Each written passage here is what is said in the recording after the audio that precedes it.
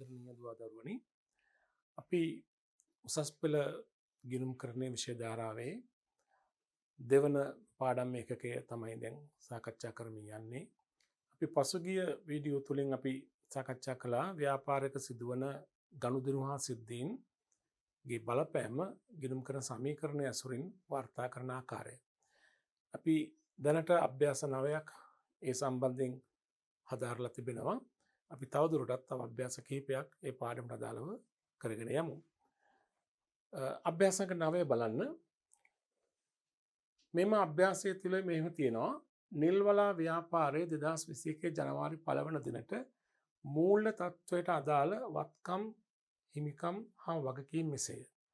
ව්‍යාපාරයේ වත්කම් සහ වගකීම් හිමිකම් දක්වනවා ජනවාරි 1 වෙනිදා උපකරණ 50000යි, තොගේ 30000යි, ණය ගෙති 20000යි, මුදල් 25000යි, මුළු වත්කම් 125000යි, හිමිකම ලක්ෂයයි, බැංකු ණය 20000යි, ණය හිමිය 5000යි, හිමිකම හා වගකීම් වල එකතුවත් 125000යි. ඊළඟට ඔබට දෙනවා මෙම ව්‍යාපාරයේ ජනවාරි මාසයේ පළමු සතිය තුළ සිදු වූ ගනුදෙනු කිහිපයක්. ජනවාරි 1 ණයගැතියන්ගේ මුදල් ලැබුණා රුපියල් 5000යි, බැංකු ණය ආපසු ගෙවුවා 10000යි, කඩකුලිය මුදලින් ගෙවුවා 2000යි, භාණ්ඩ තොග ණයට ගත්තා 4000යි, පිරිවැය 2000ක තොගයක් 2800කට මුදලට වික්කා, උපකරණ ණයට ගත්තා 10000යි, සේවා ආදායම් මුදලින් ලැබුණා 3000යි. මේ ගනුදෙනු ඔබට දීලා ඔබෙන් අහනවා අවශ්‍ය වන්නේ ඊයත එක් එක් ගනුදෙනුවට පසුව ව්‍යාපාරයේ මූල්‍ය තත්ත්වය පෙන්වම් කරන පරිදි මෙන්න මේ ගිණුම් කරන සමීකරණ යටතේ මේ ඉදිරිපත් කරන්න කියලා කියනවා. උපකරණ, ධන තොග, ධන ණයගැතියෝ, ධන මුදල් කියන වත්කම්, හිමිකම හා බැංකු ණය, ණය හිමියෝ. මෙන්න මේ සමීකරණය තුල මේ ගනුදෙනු වාර්තා කරන්න කියලා කියනවා. හැබැයි මම කලින් වීඩියෝ සඳහන් කළ පරිදි මම පෙන්වුම් කළා සමීකරණය තුළ ගනුදෙනු වාර්තා කිරීම සිදු කළ හැකි ආකාර දෙකක් තියෙනවා. එකක් ගනුදෙනුවෙන් ඇති කළ බලපෑම වාර්තා කිරීම. ඒ කියන්නේ ගනුදෙනුවේ වෙනස් වීම, වැඩිවීම, අඩුවීම වාර්තා කිරීම. දෙක ගනුදෙනුවෙන් පසු තත්ත්වය පෙන්වම් කරන ආකාරයට වාර්තා කිරීම. ඒ කියන්නේ ගනුදෙනුවෙන් පසු මූල්‍ය තත්ත්වය පෙන්වන ආකාරයට වාර්තා කිරීම. එතකොට මේ ප්‍රශ්نين අපෙන් අහලා තියෙන්නේ මේ එක් එක් ගනුදෙනුවන පසුව ව්‍යාපාරයේ මූල්‍ය තත්ත්වය පෙන්වම් කරන ආකාරයට ගිණුම් කරන සමීකරණය ඉදිරිපත් කරන්න කියලා. නැත්නම් සමීකරණය තුල ගනුදෙනු වාර්තා කරන්න කියලා. ඒතකොට මෙතනදී අපි එදා පැහැදිලි කළා කලින් වීඩියෝ තුලින් ඒක වාර්තා කරන ආකාරය ගනුදෙනුවේ වෙනස් වීම නෙමෙයි බලන්නේ වෙනස් වීමෙන් පසු තත්ත්වය. ඒ කියන්නේ ගනුදෙනුව සිදු වෙන්න පෙර තිබුණු ශේෂයට වෙනස් වීම ගලපලා අලුත් ශේෂය ලියන්නට ඕනේ. ඒ වගේම ගනුදෙනුවකින් යම් අයිතමයක් වෙනස් වෙලා නැත්නම් ඒ කලින් තිබුණු වටිනාකම නැවත සමීකරණය තුල වාර්තා කරන්න ඕනේ. හොඳයි අපි බලමු වාර්තා කරන ආකාරය. මෙතන මුලින්ම කරන්න ඕනි මේ විදිහට සමීකරණය ලියා ගන්න ඕනි සංඛ්‍යා ලියන්න පුළුවන් වන ආකාරයට. දැන් මේ සමීකරණ අනුව නම් උපකරණ, ධනතොග, ධන ණයගැතිය, මුදල් වත්කම් 4ක් තියෙනවා. ඊට පස්සේ හිමිකම තීරුවේ වෙනස් වීම ලියන්න වෙනම තීරුවක්. ඊළඟ බැංකු ණය, වගකීම් ණය හිමියෝ. ඔය විදිහට ඒ පෙන්වා දී තිබෙන සමීකරණ අයිතමයන් මුලින්ම ලියන්න ඕනි. ඊළඟට කරන්න ඕනි අර ගනුදෙනු සිදුවෙන්න පෙර තිබුණු ශේෂයන් මුලින්ම මේ වගුවේ නැත්නම් මේ පිළිතුරු ලියන කඩදාසියේ පිළිතුරු ලියන ස්ථානයේ ආරම්භක ශේෂයන් දාගන්න ඕනි. එතින්දී ඔබගේ නිබන්ධනය බලලා ඔබගේ අභ්‍යාසය බලලා මේ ආරම්භක ශේෂයන් මෙතන ලියාගෙන යා යුතුයි. අපි ගත්තොත් එහෙම අපි එකිනෙක ලියන්න වෙනවා දැන් මෙතන උපකරණ 50000යි, තොගේ 30000යි, ණයගැතිය 20000යි, මුදල් 25000යි. අපි දැන් වාර්තා කරමු ආරම්භක ශේෂයන්. උපකරණ 50000ක් තිබුණා මතක ඇති.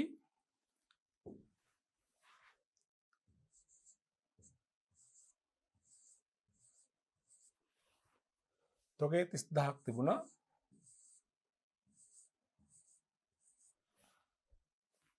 ණයගැතිය සහ මුදල් ශේෂයත් බලමු නැවත. ණයගැතිය 20000යි, මුදල් 25000යි.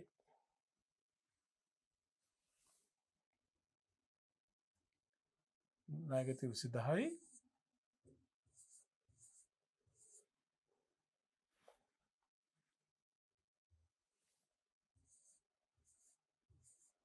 මුදල් 25000යි. ඔන්න ආරම්භක වත්කම් ශේෂය.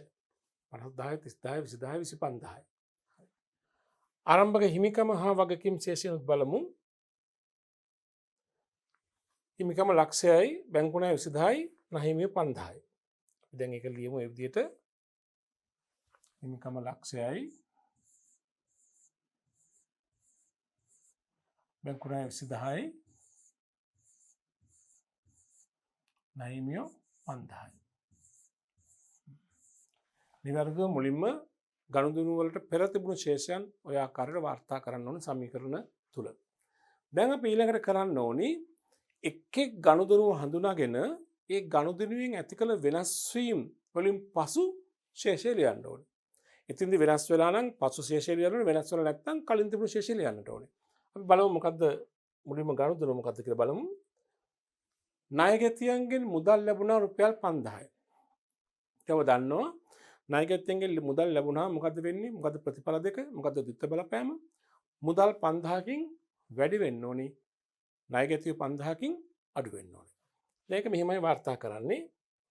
මුදල් 5000කින් වැඩි වෙන්න ඕනේ. ඒතර මුදල් කලින් කීයක් තියෙනවද? 25000යි.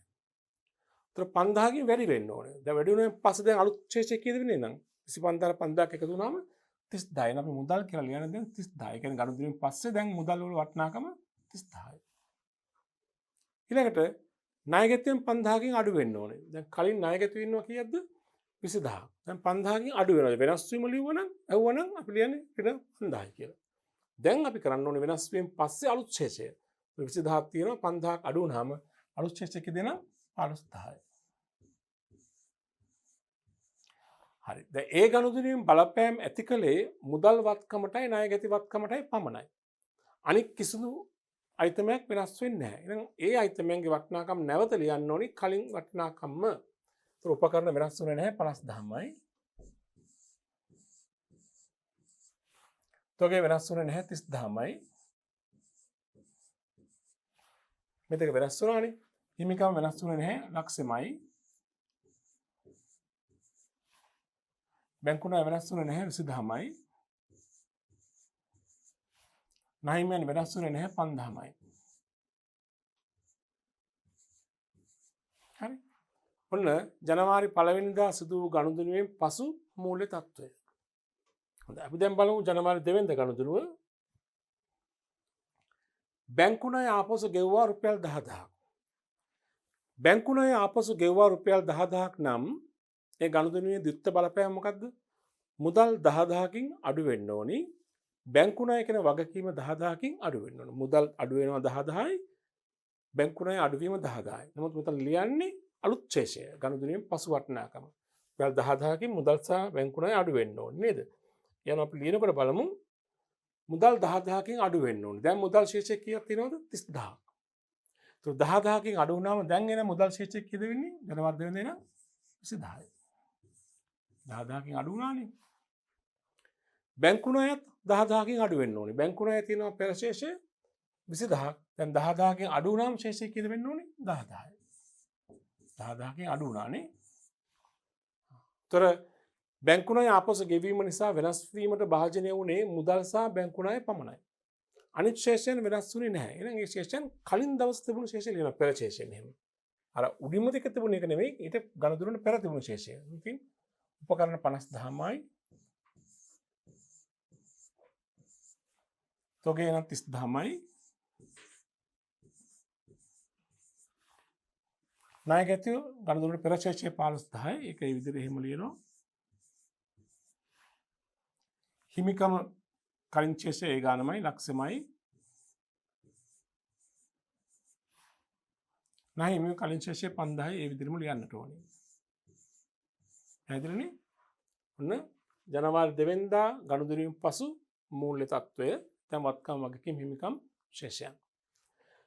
අපි බලමු තුන්වෙනි ගනුදෙනුව මොකක්ද කියලා.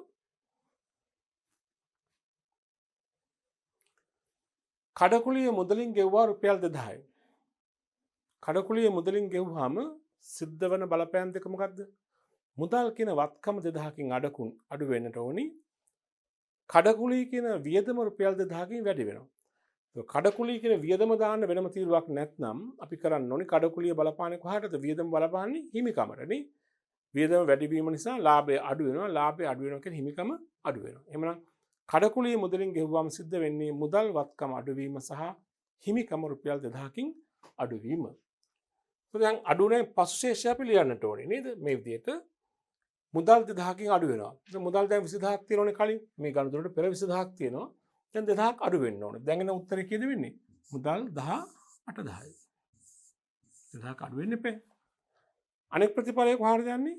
වියදම වැඩි වෙනවානේ. වියදම වැඩි වීම නිසා වියදම බලපාන කෙලින්ම හිමිකමට. හිමිකම දැන් ලක්ෂයක් තියෙනවා. මීට පෙර අවස්ථාවේ රුපියල් 2000කින් වියදම වැඩි වීම නිසා ලාභය 2000කින් අඩු වෙනවා. ඒ කියන්නේ හිමිකම 2000කින් අඩු වෙනවා. ඒ කියන්නේ ලක්ෂයෙන් 2000ක් අඩු වුණාම කීයද? 98000යි. තොර කඩකුලිය මුදලින් ගෙවීම නිසා ඍජුවම බලපෑමට ලක් වෙන්නේ මුදල් සහ හිමිකම. අනෙක් ශේෂ වෙනස් වෙන්නේ නැහැ. එහෙනම් අනිත් ශේෂ කලින් තිබුණු ශේෂයෙන් ඒ විදිහටම ලියන්න ඕනේ. යන උපකරණ 50000යි. තොගේ වෙනස් වෙන්නේ නැහැ. තොගේ ඒ ගානමයි 30000යි. ණයගැති වෙනස් වෙලා නැහැ. ණයගැති ඒ ගානමයි 15000යි. මේ දෙක වෙනස් වුණා. බැංකු ණය වෙනස් වුණේ නැහැ. එහෙනම් 10000මයි. ණයම වෙනස් වුණේ නැහැ. ඒ කියන්නේ 5000මයි. ඔන්න ජනවාරි 3 වෙනිදා ගනුදෙනුවෙන් පසු මූල්‍ය තත්ත්ව වටිනාකම්. බලමු 4 වෙනිදා ගනුදෙනුව මොකක්ද කියලා. භාණ්ඩ තොග ණයට ගත්තා රුපියල් 4000යි. ණයට ගන්නවා. රුපියල් 4000ක තොගයක් ණයට ගන්නවා. මොකද්ද බලපෑම් දෙක? තොගේ 4000කින් වැඩි වෙන්න ඕනි. අනිත් පැත්තෙන් නහීමෙන් 4000කින් වැඩි වෙන්න ඕනි. තොගේ වැඩිවීම 4000යි, නහීමෙන් වැඩිවීම 4000යි. ඒ වෙනස් වීම. අපි දැන් ලියන්නේ මොකද්ද වෙනස් වීම නෙමෙයි මේකේ අහලා තියෙන වෙනස් වීමෙන් පසු තත්ත්වය. එහෙනම් තොගේ 4000කින් වැඩි වෙනවා, නහීමෙන් 4000කින් වැඩි වෙනවා. ඒතර තොගය කලින් දවසේ තියෙනවා 30000. දැන් 4000කින් වැඩි වුණාම දැන් උත්තරේ වෙනුනේ 34000යි. අනිත් පැත්තේ නහීමියෝ කලින් ශේෂයේ 5000යි. දැන් නහීමියෝ 4000කින් වැඩි වෙනවා. එහෙනම් නහීමිය ශේෂය දැන් කීයද? අලුත් ශේෂය 9000යි. වෙනස් වීමට භාජනය වුණේ ඔය අයිතමයන් දෙක. අනිත් අයිතමයන්ගේ කලින් දවසේ ශේෂය එහෙම ලියන්න. ඒ කියන්නේ උපකරණ 50000මයි.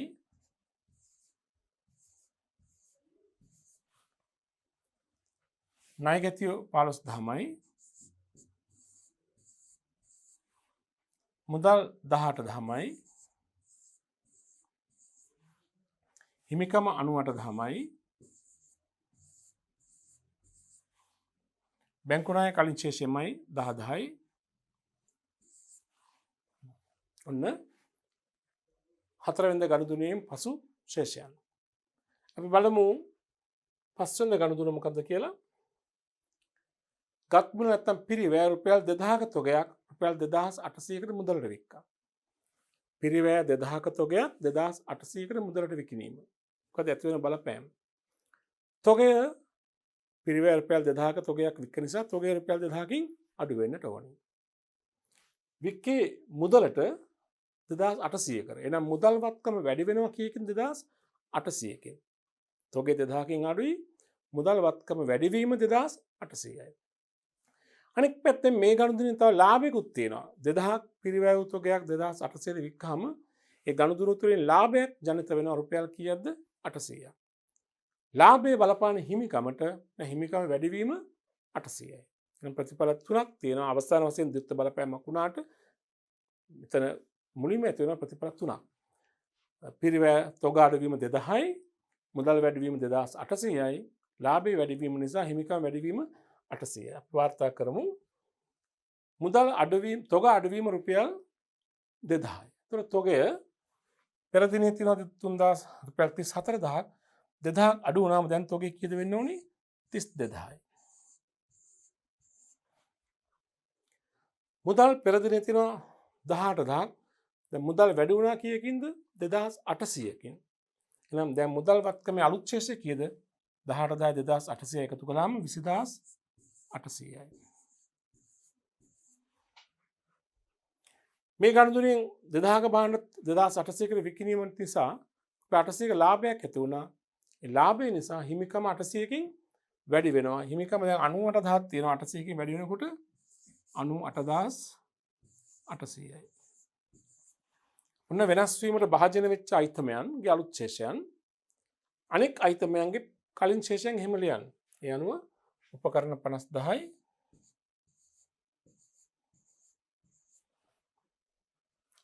ණයගැතියෝ 15000යි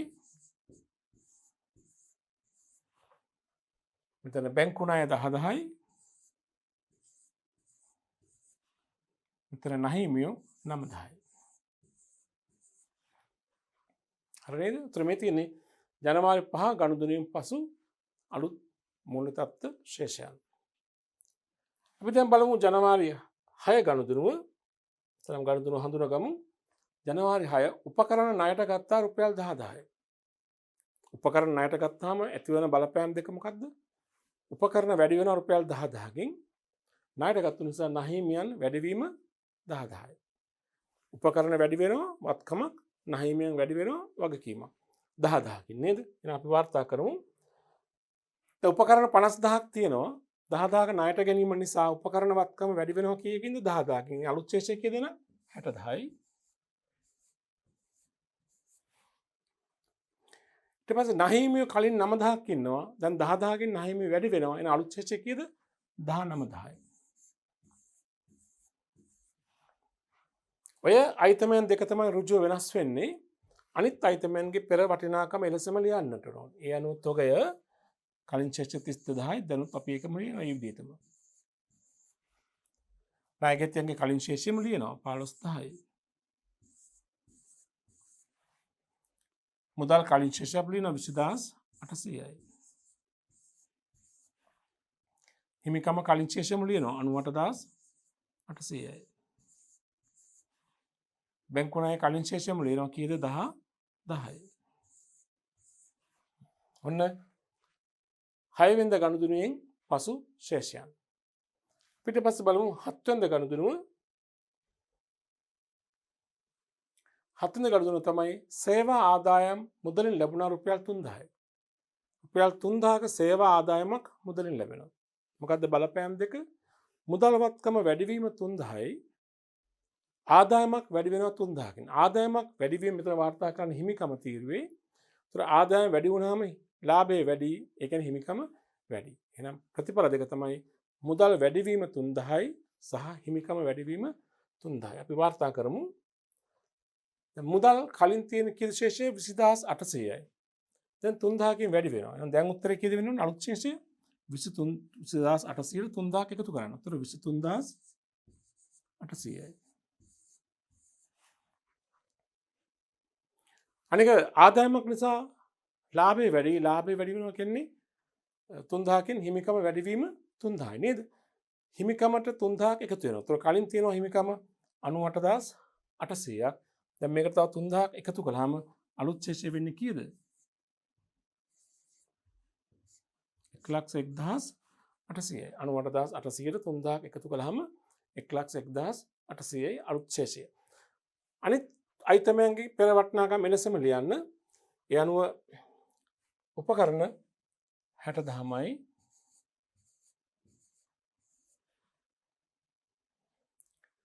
තොගය 32000යි. ණයගැතියෝ 15000යි. බැංකු ණය 10000යි. නහිමියෝ 19000යි.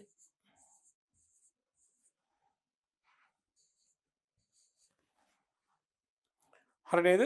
හොඳයි. දැන් බලන්න මේ අපි පෙන්눔 කළේ ව්‍යාපාරයක සිදුවන ගනුදෙනු තුළින් ගිණුම් කරන සමීකරණයට ඇති වූ බලපෑමෙන් පසු තත්ත්වය පෙන්눔 කරන ආකාරයට සමීකරණය ගොඩනැගීම. දැන් මේ අභ්‍යාසය තුළින් මම තව දෙයක් ඔබට පැහැදිලි කරන්න කැමතියි. දැන් අපි දන්නවා අපට ගිණුම් කරන සමීකරණ අභ්‍යාස විවිධ ස්වරූපයන්ගෙන් ලැබෙන්න පුළුවන්. මා කිව්වා ගනුදෙනු දීලා වෙනස් වීම ලියන්න කියලා කියනවා. ඒක රටාවක්. දෙක වෙනස් වීම දීලා ගනුදෙනු අපෙන් අහනවා. ඒ තව රටාවක්. 3 ගනුදෙනු දීලා වෙනස් වීමෙන් පසු තත්ත්වය වාර්තා කරන්න කියන මේ වගේ. ඒ තව රටාවක්. තව රටාවක් තමයි පසු තත්ත්වය දීලා ගනුදෙනු වලින් පසු තත්ත්වය සමීකරණය ඔබට දෙනවා. ගනුදෙනුව හඳුනා ගන්න කියලා කියනවා. අපි දැන් මේ අභ්‍යාසය තුළින්ම එවන්නක් සාකච්ඡා කිරීමක් අපි කරමු. දැන් මෙතන අපිට දෙනවා කියලා හිතමුකෝ. මේ තියෙන ව්‍යාපාරයක වෙච්ච දවස් 7ක් තුල වෙච්ච ගනුදෙනු වලින් පසු ගිණුම් කරන සමීකරණ තත්ත්වය. දැන් පසු මූල තත්ත්වය. අපෙන් ඇහුවොත් මෙතන මේ එක් එක් දවසේ සිදු වෙලා තියෙන ගනුදෙනුව නම් කරන්න කියලා කිව්වොත් අපි කොහොමද ඒක කරන්නේ? එක් එක් දවස් සිදු වෙලා තියෙන ගනුදෙනුව නම් කරන්න කියලා කිව්වොතින් අපි කරන්නට ඕනේ දැන් මෙතන තියෙන ගනුදෙනුවේ පසු තත්ත්වයනේ. ගනුදෙනුව හඳුනා ගන්න ඕනේ නම් ගනුදෙනුවට පෙර තිබුණු ශේෂයයි ගනුදෙනුවෙන් පසු ශේෂයයි සසඳලා වෙනස හඳුනා ගන්න ඕනේ. ඒ වෙනස හඳුනාගෙන දෙවනුව එතන සිදුවී ඇති ගනුදෙනුව තීරණය කරන්න ඕනේ, නම් කරන්න ඕනේ.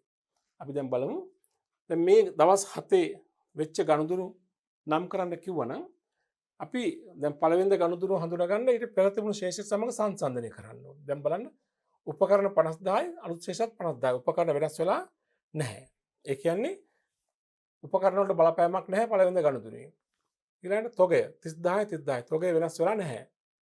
ණය ගැතියෝ කලින් දවස් 20000යි දැන් 15000. ණය ගැතියෝ 5000කින් අඩු වෙලා අපි දැන් දල වශයෙන් මෙහෙම වෙන මේ දෙකේ වෙනස මෙහෙම වාර්තා හඳුනා ගන්නවා. ණය ගැතියන් 5000කින් අඩු වෙලා තියෙනවා. මුදල් 25000යි කලින් ශේෂය දැන් 30000යි. ඒ කියන්නේ මුදල් 5000කින් වැඩි වෙලා තියෙනවා. මුදල් වැඩි වීම 5000යි. නේද? එතකොට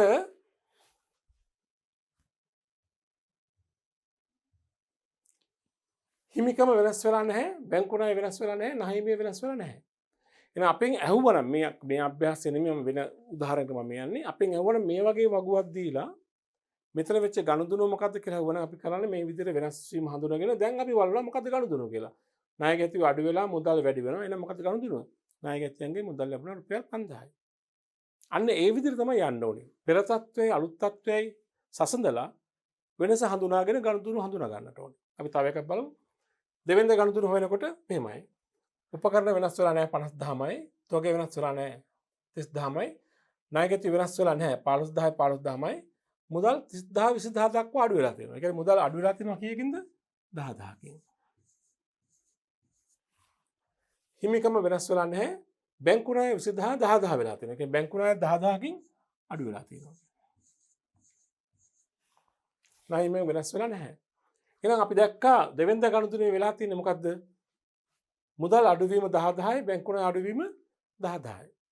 ඒ ප්‍රතිඵලයේ ඇති වෙන ගනුදෙනුව මොකද්ද? බැංකු ණය ගෙවුවා. දැන් බැංකු ණය ගෙවා දැම්ම රුපියල් 10000යි. එහෙනම් ගනුදෙනුව තමයි බැංකු ණය ආපසු ගෙවීම 10000යි. අන්න ඒ විදිහට තමයි අපි ගනුදෙනුවෙන් පසු ශේෂයන් දීලා ගනුදෙනුව හඳුනා ගන්න කිව්වොත් අපි කරන්න ඕනේ පෙර තත්ත්වයයි පසු තත්ත්වයයි සංසන්දනය කරලා වෙනස හඳුනා ගන්නවා මුලින්ම. ඊට පස්සේ බලනවා එතන ඒ බලපෑම ඒ වෙනස් වීම ඇති වෙන්න පුළුවන් ගනුදෙනුව මොකක්ද කියලා. ඒ ඔබට පුළුවන් මේ ඉතිරි ගනුදෙනු ටිකත් ඒ විදිහට මේ වෙනස් වීම හඳුනාගෙන ගනුදෙනු හඳුනා ගන්න. ඒක ඔබට පුළුවන් ඔබගේ අභ්‍යාසයේ ගනුදෙනු දීලා තිබුණානේ. ඔබේ පිළිතුර හරිද වැරදිද කියලා ඔබටම බලා ගන්න පුළුවන්කමක් තියෙනවා. හොඳයි. අපි තවත් අභ්‍යාස කිහිපයක් කරමු.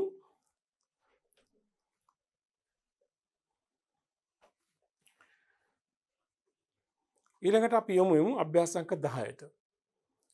අභ්‍යාස අංක 10 මුලින්ම කියවලා යමු. අපි හැම වෙලාවෙම අභ්‍යාසයක් විසඳනකොට මුලින්ම ඒ අභ්‍යාසය හොඳට කියවන්නට ඕනේ. ඒ ගණන හොඳට කියවන්න ඕනේ. අභ්‍යාස අංක 10 මෙන්න මෙහෙම කියනවා. ජනවාරි 1 වන දින රූපිකා රූපලාවන්‍යකාරයක් ආරම්භ කරනවා. ඇයගේ ව්‍යාපාරයේ පළමු සතිය තුළ සිදු වූ ගනුදෙනු මෙසේ කියලා අපට ගනුදෙනු ලයිස්තුවක් දෙනවා. මොනවද මේ ගනුදෙනු? ව්‍යාපාර කටයුතු ආරම්භීමට ඇය සතු රුපියල් 8 ලක්ෂයක් වටිනා ගොඩනැගිල්ලක් මුදලින් රුපියල් ලක්ෂ 5කුත් යොදවලා තියෙනවා. 2. රූපලාවන්‍ය කටයුතු සඳහා අවශ්‍ය ද්‍රව්‍ය මිලදී ගත්තා රුපියල් 2,25,000යි. 3. රූපලාවන්‍ය සේවා සැපීමෙන් 1,50,000ක් ලැබුණා. ඒ වෙනුවෙන් භාවිතා කළ ද්‍රව්‍යවල පිරිවැය රුපියල් ලක්ෂයයි. 4. ව්‍යාපාර කටයුතු පුළුල් කිරීමට මහජන බැංකුවෙන් රුපියල් 2 ලක්ෂයක ණය මුදලක් ලබා ගත්තා. 5. ව්‍යාපාරයේ දුරකථන ගාස්තු රුපියල් 3000ක්ද විදුලි ගාස්තු රුපියල් 2000ක්ද මුදලින් ගෙවුවා. 6.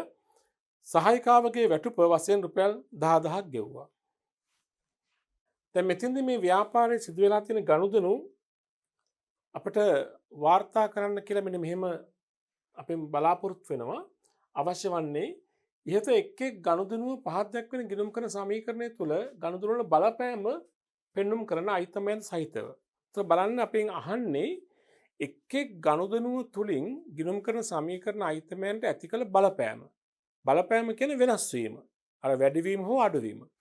එක් එක් අයිතමයන්ද ඇතුළුව. අයිතමය කියන්නේ දැන් වත්කම් නම් කවර වත්කමද? මුදල්ද, තොගද, ණයගැතිද ආදී වශයෙන්. වගකීම් නම් කවර වගකීමද? නහිමියන්ද, බැංකු ණයද ආදී වශයෙන්. ඊළඟට මෙතින් යොදාගත යුතු සමීකරණය අපිට දීලා තිබෙනවා ප්‍රාග්ධනය, ධන ආදායම්, ඍණ වියදම්, ධන වගකීම් සමානයි වත්කම්. එතකොට මෙතින්දී අපි දන්නවා සාමාන්‍ය ගිණුම් කරන සමීකරණය කියන්නේ අපි කියන්නේ වත්කම් සමානයි හිමිකම ධන වගකීම්නේ. ප්‍රධාන අංග තුනනේ තියෙන්නේ. මෙතින්දී හිමිකම නියෝජනය කරන අයිතමෙන් තියෙන තුනක්. ප්‍රාග්ධනය, ආදායම්, වියදම්. මේ තුනම ඉන්නේ හිමිකම යටතේ. එතකොට හිමිකම ධන වගකීම් සමානයි වත්කම්. ගිණුම් කරන සමීකරණයනේ. එතකොට මෙතින්දී ඔබ දන්නවා හිමිකමේ වෙනස් වීම ඇති කරන අයිතමෙන් හතරක් තියෙනවානේ. ප්‍රාග්ධනය, ගැනෙලි, අමතර ප්‍රාග්ධනය, ගැනෙලි, ආදායම්, වියදම්. එතකොට ආදායම් දාන තීරුවක් තියෙනවා, වියදම් දාන තීරුවක් තියෙනවා. එහෙමනම් ගැනෙලි සහ අමතර ප්‍රාග්ධනය දෙකම වාර්තා කරන්න වෙන්නේ කොහෙද? ප්‍රාග්ධනය තීරුවේ. ඒ සමීකරණය ඉදිරිපත් කරන දී තිබෙන ආකාරය අනුව තමයි අපි ගනුදෙනු වාර්තා කිරීම කළ යුතු වන්නේ. දැන් මේ අයිතමෙන් තුන නැතුව කෙලින්ම හිමිකම කියලා තිබ්බනම් සියලුම හිමිකමට බලපාන සියලුම වෙනස් වීම හිමිකම යටතේ. දැන් මෙතන හිමිකමට බලපාන ගනුදෙනු වලදී ආදායම් ගනුදෙනු දාන්න ඕනේ ආදායම් තීරුවට, වියදම් ගනුදෙනු දාන්න ඕනේ වියදම් තීරුවට, අනෙක් ගනුදෙනු දෙක ප්‍රාග්ධනය සහ ගැනලි ගනුදෙනු දෙක ප්‍රාග්ධනය තීරුවට. ඒ වගේම වගකීම් සහ වත්කම් සම්පූර්ණ වාර්තා කළත් අයිතමේ කුමක්ද කියලා පැහැදිලිව කියන්නත් ඕනේ. මොකක්ද ඒකට බලපාන අයිතමේ. දෙවෙනි ප්‍රශ්නය අහනවා කාලච්ඡේදයේ ව්‍යාපාරයේ මෙහෙයුම් ප්‍රතිඵලය නැත්නම් ලාභය ගණනය කර දක්වන්න. ලාභය කියන්නේ ආදායම ඍණ වියදම, ආදායමෙන් වියදම අඩු කරලා ලාභය ගණනය කිරීමකුත් අපින් බලාපොරොත්තු වෙනවා. හොඳයි. දැන් මේ ප්‍රශ්නෙට පිළිතුරු ලිවීමේදී ළමයි අපි ඉස්සෙල්ලාම මේ දක්වා තිබෙන ආකාරයේ වගුවක් හදා ගන්න ඕනේ. අර ගිණුම් කරන සමීකරණය දීලා තිබුණානේ. ගනුදෙනු අංකය දාන වෙනම තීරුවක්, ප්‍රාග්ධනය, ආදායම්, වියදම්, වගකීම්, වත්කම්. එතකොට මේ එක් එක් අයිතමේ නමත් එක්ක තමයි ලියන්න ඕනේ. එතකොට ළමයි දැන් මෙතනදී ප්‍රාග්ධනයේ වෙනස් වීම, ප්‍රාග්ධනය සහ ගැනලි ගනුදෙනු මෙතන, ආදායම් ගනුදෙනු මෙතන, වියදම් ගනුදෙනු මෙතන, වගකීම් ගනුදෙනු මෙතන, වත්කම් ගනුදෙනු මෙතන. වාර්තා කිරීම කරන්නට ඕනේ. දැන් මේ වගේ අභ්‍යාසයකදී ඔබ දැක්ක ගනුදෙනු වටිනාකම් උනත් ටිකක් ලොකු ඉලක්කම් තිබ්බේ. දැන් බලන්න රුපියල් 8 ලක්ෂයයි 2,25,000 ආදී වශයෙන්. දැන් මේ වගේ ලොකු ඉලක්කම් එනකොට දැන් අපිට පේනවා අන්තිම ඉලක්කම් ඔක්කොම බිංදු වලින් තියෙන්නේ.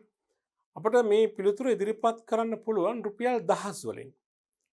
රුපියල් 1000 වලින් ඉදිරිපත් කරනවා කියලා කියන්නේ අපි පිළිතුරේ ඉහළින්ම රුපියල් 1000 කියලා ලියලා රුපියල් දාලා බිංදු 3ක් දාලා සියලු ඉලක්කම් වල බිංදු 3ක් ඉවත් කරලා වටිනාකම් ලියනවා. දැන් නිදසුනක් වශයෙන් දැන් මෙතන තියෙන 8 ලක්ෂයක් තියෙනවානේ. 8 ලක්ෂය ලියනකොට වෙනස් වීම 8 ලක්ෂය හෝ වාර්තා කරනකොට 8 ලක්ෂය මෙහෙමයි කරන්නේ. රුපියල් 1000 කියලා උඩින්ම ලියනවා. ඔය විදිහට 1000 කියන අන්තිම බිංදු තුන මේක. ඒතර දැන් අර වගුවේ වාර්තා කරනකොට මේ බිංදු තුන අයින් කරලා වාර්තා කරනවා. 800. උඩින් දාලා තියෙනවා 1000 කියලා. ඒතර 800 කියන අදහස් ගන්න 8 ලක්ෂය කියන එක තමයි එතකොට. ඒතර ඒ වගේ මේ හැම ගනුදෙනුවකම මේ විදිහට අන්තිම බිංදු තුන අපිට හලන්න පුළුවන්. ඉවත් කරන්න පුළුවන්. ඒ වෙනකොට උඩින් රුපියල් 1000 කියලා ලියනවා. හරි. අපි දැන් බලමු එහෙමනම් මේ වගුවේ පිළිතුරු ලියනකොට අපි රුපියල් 1000 වලින් ලියන නිසා අපි මෙතන උඩින් රුපියල් 1000 කියලා ලියමු. රුපියල් දාලා බිංදු 3 දානවා 1000 වලින් හංගවන්න. නැවත අපි ඉලක්කම් වල අග බිංදු 3 ලියන්න අවශ්‍ය වන්නේ නැහැ. අපි එක් එක් ගනුදෙනුවෙන් ගමු. පළවෙනි ගනුදෙනුව මොකද්ද? ව්‍යාපාර කටයුතු ආරම්භීමට ඇය රුපියල් 8 ලක්ෂයක් ඇය සතු ගොඩනැගිල්ල යොදවනවා ව්‍යාපාරයට මුදලින් ලක්ෂ 5කුත් යොදවනවා. අපි ඉස්සලාම හඳුනගමු මේකේ ප්‍රතිඵලය මොකද්ද වෙන්නේ? ද්විත්ව බලපෑම. අයිතිකරු රුපියල් 8 ලක්ෂයක ගොඩනැගිල්ලකුත් මුදලින් රුපියල් ලක්ෂ 5කුත් යොදවලා ව්‍යාපාරය පටන් ගන්නවා. તો අයිතිකරු ව්‍යාපාරයට යොදවන සම්පත් අපි කියන්නේ මොකද්ද? ප්‍රාග්ධනය. તો මෙතන සම්පත් දෙකක් යොදවලා තියෙනවා. ගොඩනැගිලි කියන වත්කම රුපියල් ලක්ෂ 8කින් වැඩි වෙනවා. මුදල් කියන වත්කම රුපියල් ලක්ෂ 5කින් වැඩි වෙනවා. તો 8 ලක්ෂයයි 5 ලක්ෂයයි ලක්ෂ 13ක් අයිතිකරු ප්‍රාග්ධනය වශයෙන් යොදවලා තියෙනවා. එතන ප්‍රතිඵල වත්කම් දෙකක් වැඩි වෙනවා. ගොඩනැගිලි ලක්ෂ 8කින් මුදල් ලක්ෂ 5කින් ඒ දෙකම අයිතිකරුගේ ප්‍රාග්ධනය හිමිකම නැත්නම් ප්‍රාග්ධනය වැඩි වෙනවා රුපියල් ලක්ෂ 13කින් නේද?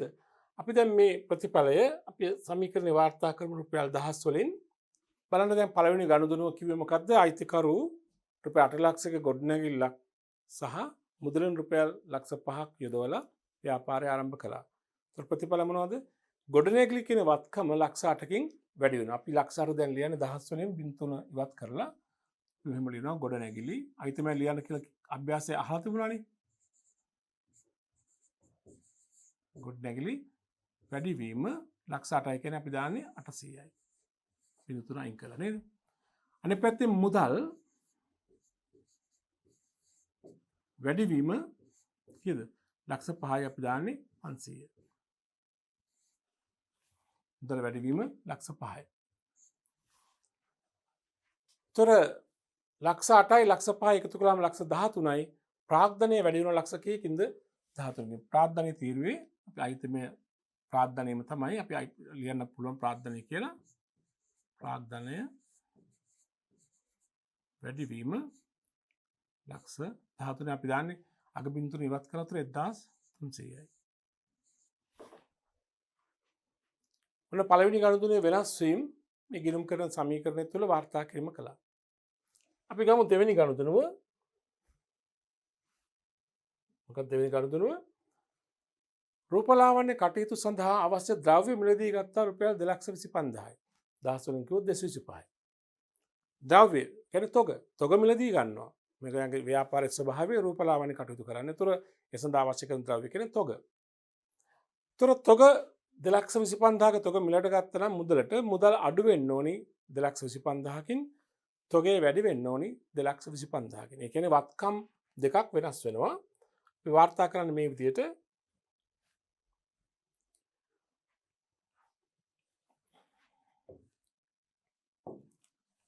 වත්කම් තීරුවේ මුදල් වත්කම අඩු වෙනවා. අඩුවීම 10 වලින් කිව්වම 225යි. අනික තොග වත්කම වැඩි වෙනවා 225යි. ඒක බලපෑම් දෙකම වත්කම් වලටමයි. තොග වැඩි වෙනවා, තොග වත්කම වැඩි වෙනවා, මුදල් වත්කම අඩු වෙනවා.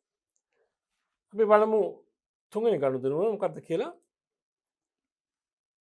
රූපලාවන්‍ය සේවා සැපීමෙන් 1,50,000ක් ලැබුණා. ඒ වෙනුවෙන් භාවිතා කළ ද්‍රව්‍ය වල පිරිවැය රුපියල් ලක්ෂයයි. ලක්ෂයක ද්‍රව්‍ය පාවිච්චි කරලා වැය කරලා 1,50,000ක ආදායමක් උපය ගන්නවා. දැන් මෙතන මේ සමීකරණයේ ඔබ දැක්කා හිමිකමට බලපාන අයිතමයන්ගේ ආදායම් ගනුදෙනු වෙනම වියදම් ගනුදෙනු වෙනම වාර්තා කිරීමක් තිබුණා. તો මෙතන පැහැදිලිව ගනුදෙනු දෙකක් වශයෙන් අපිට හඳුනා ගන්න පුළුවන්. රුපියල් 1,50,000ක් සේවා සැපයීම වෙනුවෙන් ලැබුණා. ඒ වෙනුවෙන් රුපියල් ලක්ෂයක ද්‍රව්‍ය පාවිච්චි කළා. ඒතර ගනුදෙනු දෙකක් වශයෙන් මෙතන හඳුනාගෙන වාර්තා කිරීම කරන්න වෙන්නේ. මොකද ආදායම් ගනුදෙනු වියදම් ගනුදෙනු වෙනම වාර්තා කිරීමක් බලාපොරොත්තු වෙන නිසා. ඒතර බලන්න 1,50,000ක් සේවා සැපීමෙන් ලැබුණා නම් මුදල් වැඩිවීම 1,50,000යි. ආදායම් වැඩිවීම 1,50,000යි. ඒ කටයුත්ත වෙනුවෙන් ව්‍යාපාරයේ රුපියල් ලක්ෂයක ද්‍රව්‍ය පාවිච්චි කළා. ඒතර තොගේ ලක්ෂයකින් අඩු වෙන්න ඕනේ. තොගේ ලක්ෂයකින් අඩු වෙනවා. තොග වත්කම ලක්ෂයකින් අඩු වෙනවා. ඒ අඩු වෙන ප්‍රමාණය පාවිච්චි කළේ මොකටද? අර ආදායම උපයන්න. ආදායම් ඉපයීම සඳහා වැය කරන දෙයක් නම් මොකද්ද? වියදම්. මෙතන මේ වියදම අපි හඳුනන්නේ විකුණුම් පිරිවැය කියලා. විකුණු බඩුවල පිරිවැය. විකිණීමෙන් ආදායම් උපයන දරුවෝ පිරිවැය. විකුණුම් පිරිවැය. එතකොට මේක ගණුදුණු දෙකක් වශයෙන් හඳුනාගත්තාම 1,50,000ක ආදායමක් ලැබුණා. මුදල් වැඩිවීම 1,50,000යි. ආදායම් වැඩිවීම 1,50,000යි. සේවා ආදායම්. ඒ සඳහා වැය කළ ද්‍රව්‍යවල පිරිවැය රුපියල් ලක්ෂයයි. තොග අඩුවීම, තොග වත්කම අඩුවීම ලක්ෂයයි. විකුණුම් පිරිවැය නැමැති වියදම වැඩිවීම ලක්ෂයයි. බලමු සමීකරණය තුළ වාර්තා කරන ආකාරය. තොග අඩු වෙනවා. අපි ඉස්සෙල්ලාම ආදායම ලියමු. රුපියල් 1,50,000ක ආදායමක් වැඩි වුණා. එතන නම් මුදල් වැඩිවීම 1,50,000 දහස් වලින් කිව්වම අපි කියන්නේ 150යි. සේවා ආදායමක් වැඩි වෙනවා 150කින් 1,50,000කින්. ආදායම් තීරුවට අපි එනවා. ආදායම් තීරු වෙන ආදායමක් වැඩි වෙනවා 1,50,000කින්. ඒක මොකද ආදායම? සේවා ආදායම.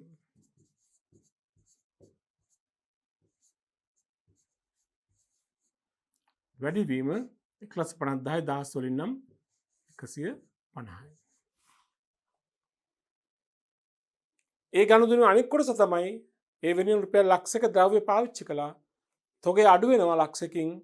විකුණුම් පිරිවැය කියන වියදම වැඩි වෙනවා ලක්ෂයකින්. වත්කම් තීරුව අපි ලියනවා තොගය අඩුවීම ලක්ෂයයි දහස් වලින් නම් 100යි.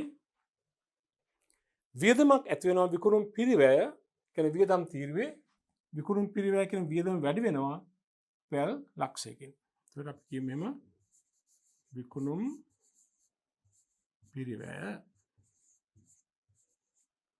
වැඩිවීම විකුණුම් පිරිවැය කියන වියදම වැඩිවීම රුපියල් ලක්ෂයයි දහස් වලින් නම් 100යි.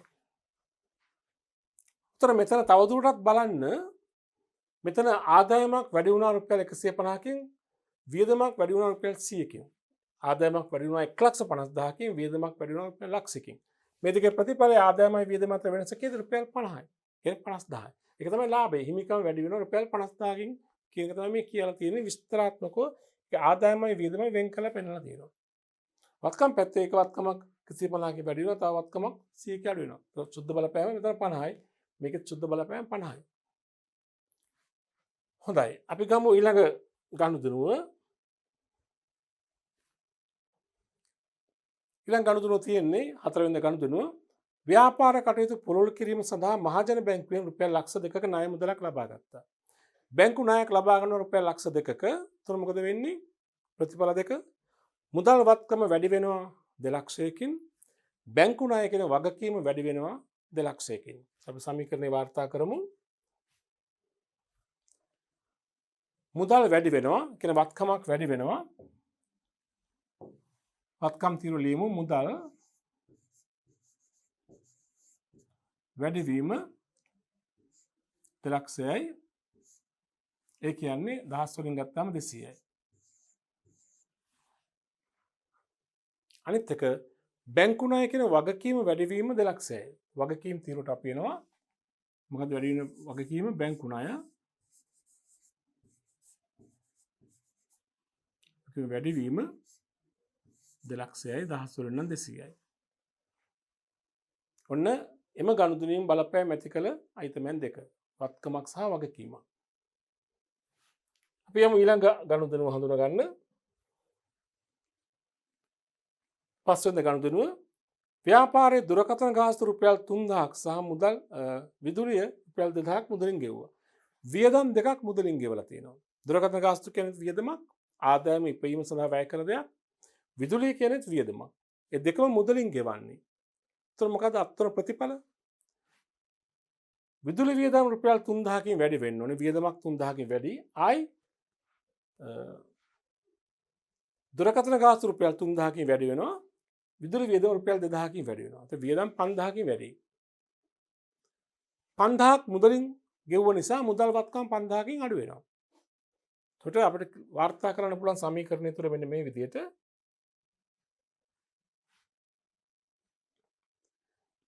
වියදම් තීරුවේ වියදම් දෙකක් වැඩි වෙනවා. දුරකථන ගාස්තු 3000යි විදුලිය 2000යි නේ. වියදම් තීරණය වෙන මෙහෙම වැඩිවීම වශයෙන් දුරකථන වියදම් වැඩිවීම අපි 3000 වලින් කිව්වම 3යි. අනිත් එක විදුලිය මම අයිතම වෙනනම කියන කිව්ව නිසා අපි ලියන්න වෙනනම 2000 ගෙව 1000 වලින් කිව්වම 2යි. ඒතර වියදම් ඔක්කොම දැන් 3යි 2යි 5ක් 5000කින් වැඩි වෙලා තියෙනවා. ඒ දෙකම මුදලින් ගෙව්වේ එහෙනම් මුදල් කියන වත්කම අඩු වෙන්න ඕනි 5000කින් අපි 1000 වලින් කිව්වොත් 5යි නේද?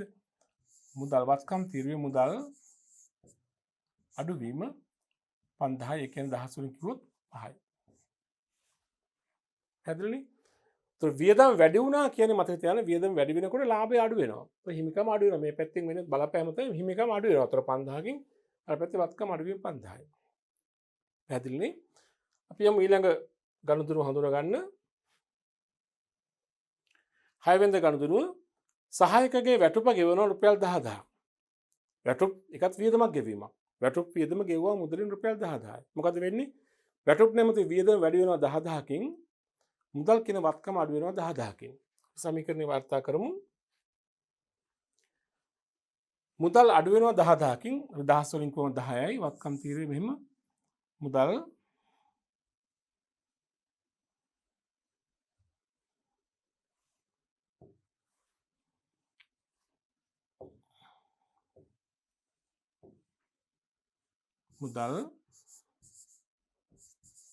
අඩුවීම 10000 අපි 10 වලින් ගත්තාම 10යි.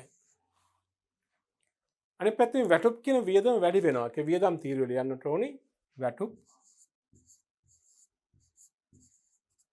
වැඩිවීම 10000යි. ඒ කියන්නේ වැටුප් වියදම වැඩිවීම 10000යි. 10 වලින් ගත්තාම 10යි. පැහැදිලි නේද? ඔව්. 7 වෙනි ගනුදෙනුව බලන්න. එතන කියන මෙහෙම රූපිකාගේ පෞද්ගලික ප්‍රයෝජන ව්‍යාපාරයෙන් ලබාගත් මුදල රුපියල් 4000යි. අයිතිකරු තමන්ගේ පෞද්ගලික පාවිච්චියට ගත්තා නම් මොකද ගැනලි. දැන් මෙතන ගැනලි කිරීම නිසා සිදුවෙන ප්‍රතිඵල දෙක මොකද්ද? මුදල් අඩු වෙනවා.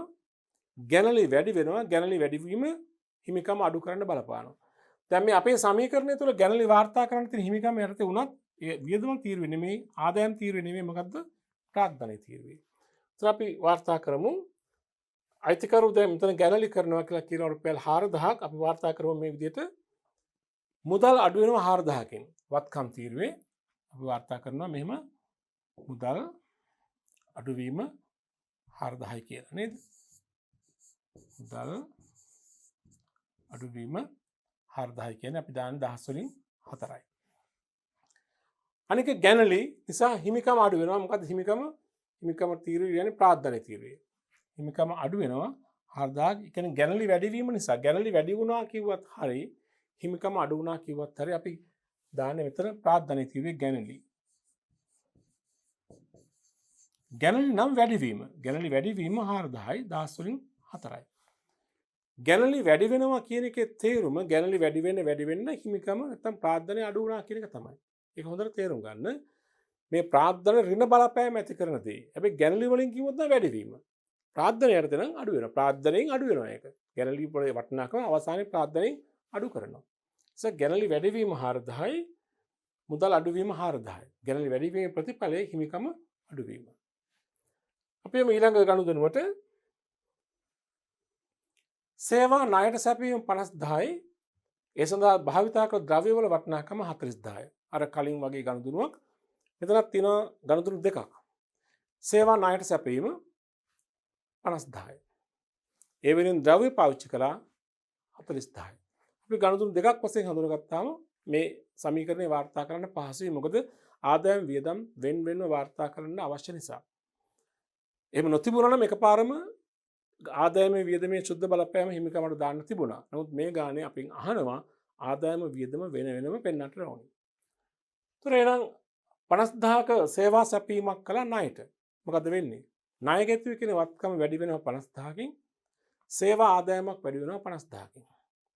අනිත් පැත්තෙන් 40000ක ද්‍රව්‍ය පාවිච්චි කළා. මොකද වෙන්නේ? තොගේ අඩු වෙනවා 40000කින්. විකුණුම් පිරිවැය පාවිච්චි කළ ද්‍රව්‍ය කියන්නේ වියදමක් අපට. විකුණුම් පිරිවැය කියන වියදම වැඩි වෙනවා 40000කින්. අපි සමීකරණය වාර්තා කරමු මේ විදිහට. ගණතුන් දෙක හඳුනගමු. වත්කමක් වැඩි වෙනවා ණය ගැතියෝ නේද? ණය ගැතියෝ කියන වත්කම වැඩි වෙනවා. එතකොට අපි වත්කම් තිරු දාමු. ණය ගැති වැඩිවීම 50,000යි අපි දහස් වලින් ගත්තාම වැඩිවීම 50යි. අග බින්දුව අයින් කරනවා නේද? අනිත් පැත්තේ ණය ගැතියෙන් වැඩි වෙනවා සේවා ආදායමක් වැඩි වෙනවා 50,000කින්. ආදායම් තිරට දාමු හිමිකමට බලපාන ආදායම් තිරය අපි ලියමු. සේවා ආදායම් වැඩිවීම 50යි. මේ වෙනුවෙන් පාවිච්චි කළ ද්‍රව්‍යවල වටිනාකම 40000යි. එතකොට මොකද වෙන්නේ? 40000කින් තොග අඩු වෙනවා විකුණුම් පිරිවැය කළ වියදමක් වැඩි වෙනවා. තොගේ අඩු වෙනවා 40000කින් වත්කමක්. වත්කම් තිරු අපි ලියන තොග අඩුවීම 40000 අපි 10 වලින් ගත්තාම 40යි. මේ අඩුවීම 40යි. ඒක අනිත් පැත්තෙන් වියදමක් විකුණුම් පිරිවැය කියන වියදම වැඩි වෙනවා. අපි වියදම් තිරුට දානවා විකුණුම් පිරිවැය වැඩිවීම වියදම වැඩි වෙනවා කියකින්ද 40000යි 10 වලින් 40යි. මෙන්න මේ විදිහට තමයි ඒ ගනුදෙනුවේ ප්‍රතිඵල වාර්තා කරන්නේ. ඒතර අපි මේ ප්‍රශ්نين අහලා තියෙන පළවෙනි කොටසට උත්තර දුන්නා. අහලා තිබුණේ අවශ්‍ය වන්නේ එක් එක් ගනුදෙනුව තුලින් මේ සමීකරණ ඇති වෙන බලපෑම අයිතමයන් වෙන් වෙන්න මෙන්න මේ සමීකරණය තුල වාර්තා කරන්න. ඔන්න අපි වාර්තා කිරීම කළා. ඊළඟ දෙවෙනි ප්‍රශ්නේ අපෙන් අහනවා ලාභය ගණනය කරන්න. ඒක විස්තරාත්මකව අහලා නැහැ කෙලින්ම ලාභය අහන්නේ. તો ලාභය කියන්නේ මොකද්ද? එම කාලය තුල ඉපයූ ආදායමෙන් එම කාලය තුල ආදායම උපයන්න ගිය වියදම අඩු කරන්නට ඕනේ. ආදායම් තීරුවේ එකතු අරගෙන වියදම් තීරුවේ එකතු අරගෙන ආදායමෙන් වියදම අඩු කළාම ලාභය එනවා. බොහොම කෙටිම ගන්න පුළුවන්. බලන්න ආදායම් තීරුව තියෙනවා බලන්න. ආදායම් දෙකක් තියෙනවා. සේවා ආදායම 1,50,000යි මෙතන මේ දහස් වලින්නේ. අපිට පුළුවන් මේකත් උත්තරෙත් රුපියල් 1000 වලින් ඉදිරිපත් කරන්න පිළිතුර රුපියල් 1000 වලින් කියලා හමු ලියලා ආදායම් තියෙනවා බලන්න 150යි 50යි. මුළු ආදායම කීයද? සේවා ආදායම් දෙකක් තියෙනවා මේ කාලය තුල මුළු ආදායම කීයද? 150යි 50යි 200යි 10 වලින් ගත්තාම 200යි. ආදායම 200යි ඍණ අඩු කරන්න එපා. වියදම් තීරුව බලන්න වියදම් කීයක් තියෙනවද කියලා. මෙතන තියෙන විකුණුම් පිරිවැය 100ක්. දුරකථන වියදම් 3යි. විදුලි වියදම 2යි. වැටුප් වියදම 10යි. ආය විකුණුම් පිරිවැය 40යි. එතකොට මේ කාලයේ සම්පූර්ණ වියදම් බලන්න කීයද කියලා නම් 100යි. මෙතන 3 2යි 5යි. එතකොට 105යි. මෙතන 10යි. 115යි. මෙතන 40යි. 155යි. නේද? ආය බලන්න 100යි. 3 2යි 5යි 105යි. 10යි 115යි. මෙතන 40යි. එතකොට 155යි. වියදම 155 කියන්නේ 1,55,000 කියන එක නේ. 155යි. එහෙනම් ලාභය වෙන්නේ මේකෙන් මේක අඩු කරන්න 200 න් 155 අඩු කරන්න. ඒතර උත්තරේ කීයද? 45යි. මේක තමයි උත්තරේ නේද? 45 කියන්නේ 45,000යි. දහස් වලින් තියෙන්නේ. හොඳයි. මේ කාලච්ඡේදයේ සම්පූර්ණ ලාභය, මේ සතියේ සම්පූර්ණ ලාභය ආදායම් ගනුදෙනුවෙන් උපයව ආදායම රුපියල් 200යි, නැත්නම් 2,00,000යි. වියදම් ගනුදෙනුවෙන් 1,55,000යි. ආදායම වියදම අඩු කළාම ලාභය 45,000යි. නැත්නම් දහස් වලින් කිව්වොත් 45යි. පැහැදිලි නේද? හොඳයි. දැන් ව්‍යාපාරයක සිදුවන ගනුදෙනු හා සිද්ධීන් ගිණුම් කරන සමීකරණය ඇසුරෙන් වාර්තා කරන ආකාරය අපි දැන් අභ්‍යාස කිහිපයකින්ම කතා කළා. තවත් අපි අභ්‍යාස කිහිපයක් ඉදිරියේදී කතා කරනවා. ඊට පෙර මේ පරිච්ඡේදය තුළදීම අපි අධ්‍යයනය කළ යුතු තවත් කොටසක් තිබෙනවා. ඒ තමයි සුද්ධවත්කම් ඇසුරෙන් ලාභය ගණනය කිරීම. ව්‍යාපාරයක යම්කිසි ගිණුම් කාලච්ඡේදයකට අදාළව ලාභය හෝ අලාභය ගණනය කිරීම සඳහා යොදාගත හැකි විකල්ප ක්‍රම දෙකක් තියෙනවා. යම් කාලච්ඡේදයකට අදාළව ව්‍යාපාරයේ ලාභය හොයන්න, ලාභය හෝ අලාභය ගණනය කරන්න අපිට භාවිත කළ හැකි විකල්ප ක්‍රම දෙකක් තියෙනවා. එකක් තමයි අපි මේ වන විටත් දන්නා ක්‍රමය. ඒ කියන්නේ ආදායමෙන් වියදම අඩු කළ ලාභය ගණනය කිරීම. ඒක තමයි සාමාන්‍ය සාම්ප්‍රදායික ක්‍රමය. කාලච්ඡේදයේ ආදායමෙන් ඒ ආදායම ඉපයීමට වැය කළ වියදම අඩු කළාම ලාභය හෝ අලාභය ලැබෙනවා. එතින්දී වියදමට වඩා ආදායම වැඩි නම් උත්තරේ ලාභයක්. වියදමට වඩා ආදායම අඩු නම් උත්තරේ අලාභයක්. හොඳයි. නමුත් ව්‍යාපාරික ලාභය ගණනය කරන්න තිබෙන එකම ක්‍රමය එක නෙමෙයි. තව ක්‍රමයක් තියෙනවා. ඒක තමයි අපි කියන්නේ සුද්ධවත්කම් අනුසාරයෙන් ලාභය ගණනය කිරීම. ඒ කියන්නේ කාලච්ඡේදයේ ආරම්භයේ තිබුණු සුද්ධවත්කම්. මොකද සුද්ධවත්කම් කියන්නේ? හිමිකම. ඒ කියන්නේ වත්කම් වලින් වගකීම් අඩු කළයින් පස්සේ ලැබෙන අගය. යම් දිනක තිබෙන වත්කම් වල වටිනාකමින් වගකීම් වටිනාකම අඩු කළාම ලැබෙන උත්තරේ හිමිකම නොහොත් සුද්ධවත්කම්. ඒතර කාලච්ඡේදයේ ආරම්භක සුද්ධවත්කම්, කාලච්ඡේදයේ අවසාන සුද්ධවත්කම් හා සුද්ධවත්කම් වෙනස් වීමට බලපෑ කරුණු, හිමිකම වෙනස් වීමට බලපෑ කරුණු වලින් සමීකරණයක් ගොඩනගලා අපට ලාභය ගණනය කරන්න පුළුවන්. මේ සමීකරණය අපි කියනවා ලාභ සමීකරණය කියලා. දැන් මේ බලන්න යම් කාල පරිච්ඡේදයක් සඳහා ව්‍යාපාරික ලාභය හෝ අලාභය ගණනය කිරීමට යොදාගත හැකි විකල්ප ක්‍රමයක් ලෙස මෙය හැඳින්විය හැක. මොකද්ද? සුද්ධවත්කම් ක්‍රමය. මේදී සිදුවන්නේ කාලච්ඡේදයේ ආරම්භක සුද්ධවත්කම් නැත්නම් ආරම්භක හිමිකම හා අවසාන සුද්ධවත්කම් නැත්නම් අවසාන හිමිකම හා එම කාලය තුල සුද්ධවත්කම් වෙනස් වීමට බලපෑ කරුණු වලින් ලාභය හැර අපි ලාභෙන් දැන් හොයන්න යන්නේ ලාභය හැර සමීකරණයක ආධාරයෙන් ලාභය හෝ අලාභය ගණනය කිරීමයි. මේ සඳහා යොදාගත හැකි ලාභ සමීකරණය මෙන්න මේ ආකාරයට දක්වන්න පුළුවන්. මේ බලන්න ලාභ සමීකරණය ලාභය හෝ අලාභය සමාන වෙනවා. සමාන කරන්න පුළුවන් ලාභය අලාභය හොයාගන්නේ කාලච්ඡේදයේ අවසාන සුද්ධවත්කම්. අවසාන හිමිකම. ඒක අපි කෙටියෙන් දානවා CNA කියලා. සුද්ධවත්කම් කියන්නේ net assets, C කියන්නේ closing කියන එක. අවසාන සුද්ධවත්කම් closing net assets, CNA අවසාන සුද්ධවත්කම්. වලින් අඩු කරන්න ඕනි කාලච්ඡේදයේ ආරම්භක සුද්ධවත්කම්. ONA කියලා කියනවා කෙටියෙන් සංකේතයක් වශයෙන් opening net assets කියන එක. ONA, CNA ඍණ ONA සහ මේ දෙකේ මේ දෙකට ගලප ගන්න ඕනි ගැනලි එකතු කරන්න ඕනි. අයිතිකරු ඒ කාලය තුල සිදු කළ ගැනලි එකතු කරන ගැනලි අපි හඳුන්වනවා D අකුරෙන් සංකේතයෙන් drawings කියලා කියන ගැනලි වලට අපි D අකුර ගන්නවා. ගැනලි ඍණ අමතර ප්‍රාර්ථනය. නැත්නම් අමතර ප්‍රාර්ථනය අඩු කරන්න ඕනි.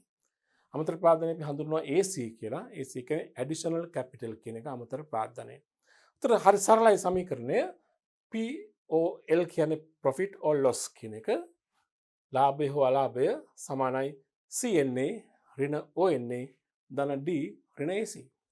එමෙ නැත්නම් ලාභය අලාභය සමානයි අවසාන සුද්ධවත්කම් ඍණ ආරම්භක සුද්ධවත්කම් ධන ගැනලි ඍණ අමතර ප්‍රාර්ථනය. මෙන්න මේ සමීකරණයේ ආධාරයෙන් අපිට කාලච්ඡේදයක ලාභය හොයාගන්න පුළුවන්. ඒතකොට මේ සමීකරණයේදී අපිට ආදායම් වියදම් අවශ්‍ය නැහැ. හොඳට මතක තියාගන්න ලාභය ගණන් බැලීමට විකල්ප ක්‍රම දෙකක් තියෙනවානේ. සාම්ප්‍රදායික ක්‍රමයට ලාභය හොයනවා නම් අපිට ලාභය හොයන්න අවශ්‍ය කරන දත්ත දෙක මොකද්ද? ආදායමයි වියදමයි. ආදායමයි වියදම අඩු කරනවා. දෙවෙනි ක්‍රමය තමයි සුද්ධවත්කම් අනුසාරයෙන් ලාභය සෙවීම. සුද්ධවත්කම් අනුසාරයෙන් ලාභය හොයන්න ආදායම වියදම අවශ්‍ය නැහැ. මොනවද අවශ්‍ය?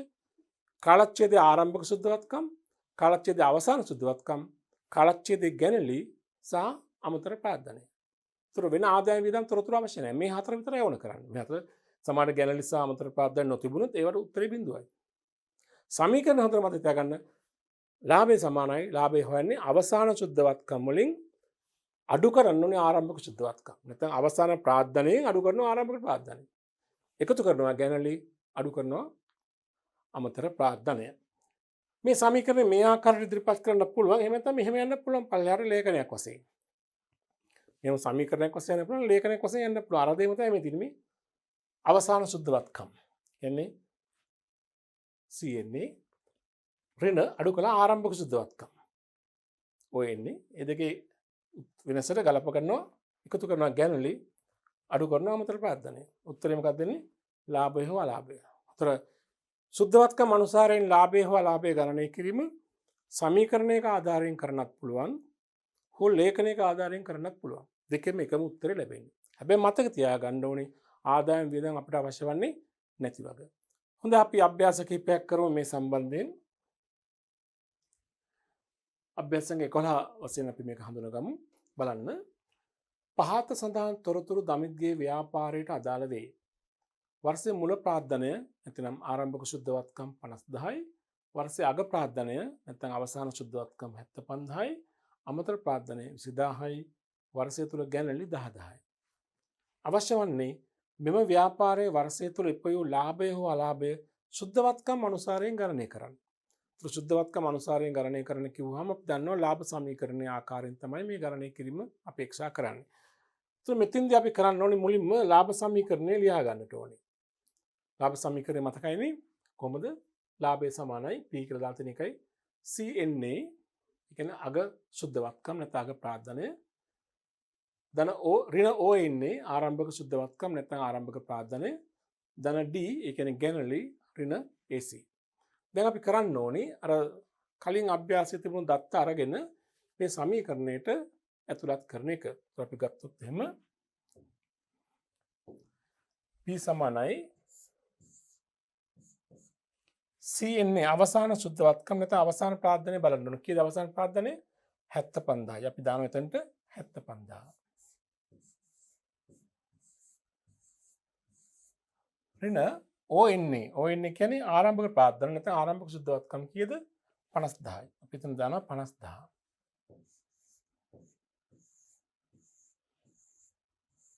ධන D කියන්නේ ගැනලි බලනවා ගැනලි කීයද කියලා. ගැනලි තිබුණා කීයද රුපියල් 10000ක්. එතන දානවා 10000. ඍණ AC කියන්නේ අමතර ප්‍රාර්ථනය. බලන්න අමතර ප්‍රාර්ථනය කීයක් තිබුණත් ක්‍රමේ කාලය තුර 20000ක් තියෙනවා. අපි එතන දානවා 20000.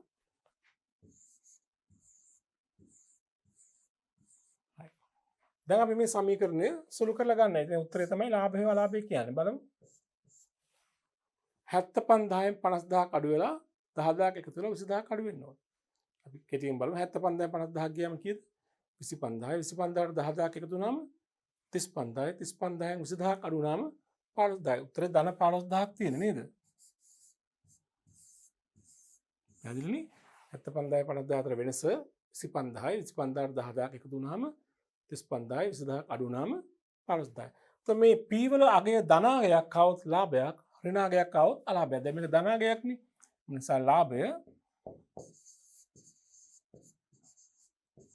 රුපියල් 15000යි. මේක තමයි මේකට උත්තරය. හරි. මේ ලාභය හොයාගත්තේ සුද්ධවත්කම් අනුසාරයෙන්. අපි තවත් අභ්‍යාසයකට යමු. අභ්‍යාස සංඛ්‍යා 12 කියලා අපි මේක හඳුනාගමු. පහත සඳහන් තොරතුරු සුමුදුගේ ව්‍යාපාරයට අදාළ වේ. මොනවද මේ තොරතුරු? 2021 2020 මුළුවත්කම් අවුරුද්ද මුල 3,50,000යි අවුරුද්ද අග 1,05,000යි. මුළු වගකීම් අවුරුද්ද මුල රුපියල් ලක්ෂයයි අවුරුද්ද අග 1,50,000යි. වර්ෂය තුළ අමතර ප්‍රාර්ථනය තියෙන ඉදල රුපියල් 10,000ක් වර්ෂය තුළ සිදු කළ ගැනලි 40000යි. අවශ්‍ය වන්නේ 2020 වර්ෂයේ මේ ව්‍යාපාරයේ මෙහෙයුම් ප්‍රතිඵලය කියන්නේ ලාභය හෝ අලාභය සුද්ධවත්කම් අනුසාරයෙන් සොයන්න. සුද්ධවත්කම් අනුසාරයෙන් හොයන්න තියෙන ආදායම් වියදම් ගලපලා නෙමෙයි. දැන් මෙතන ආදායම් වියදම් තොරතුරු ඇත්තෙම නැහැනේ. අනිවාර්යයෙන්ම සුද්ධවත්කම් අනුසාරයෙන් තමයි ලාභය හොයන්නට ඕනේ. එතකොට අපි මොකද්ද මුලින්ම කරගන්න ඕනේ? ලාභ සමීකරණ ලියන්න ඕනේ නේද? මොකද ලාභ සමීකරණය P සමානයි CNA ඍණ ONA ධන D ඍණ AC. ඒ කියන්නේ අවසාන සුද්ධවත්කම් ඍණ ආරම්භක සුද්ධවත්කම් ධන D ගැනලි ඍණ අමතර ප්‍රාර්ථනය. දැන් සුද්ධවත්කම් කලින් අභ්‍යාසයේ සුද්ධවත්කම් දීලම තිබුණා. මෙතන සුද්ධවත්කම් ඉලක්කම දීලා තිබුණේ නැහැ. අපිට සුද්ධවත්කම හොයාගන්න වෙනවා. සුද්ධවත්කම් හොයාගන්න කොහොමද? වත්කම් ඍණ වගකීම්.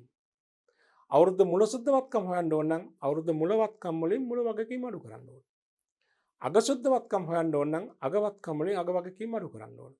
ඒතර මේ ගණනේ අපි එන සමීකරණෙම ලියලා දැන් ලාභය ගමු P සමානයි. දැන් CNA දීලා තිබුණේ නැහැ. අග සුද්ධවත්කම් කෙලින්ම දීලා තිබුණේ නැහැ. අපි හොයාගන්න ඕනි.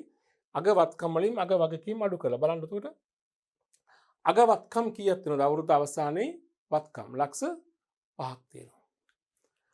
අවුරුදු අවසානයේ වගකීම් තියෙනවා කීයද? 1,50,000ක්. මෙතනම සුද්ධ වත්කම් තියෙනවා 1,50,000 ලක්ෂ 5න් 1,50,000 අඩු කරන්න ඕනේ. ඉතින් අපි අතන ලියලම ගන්න පුළුවන් ඒක මෙහෙම. අපි අවුරුදු අග සුද්ධ වත්කම් හොයාගන්න මේ විදිහට. අවුරුදු අග වත්කම් ලක්ෂ කීයද? 5යි. ඍණ අවුරුදු අග වගකීම් තිබුණා කීයද? 1,50,000ක්.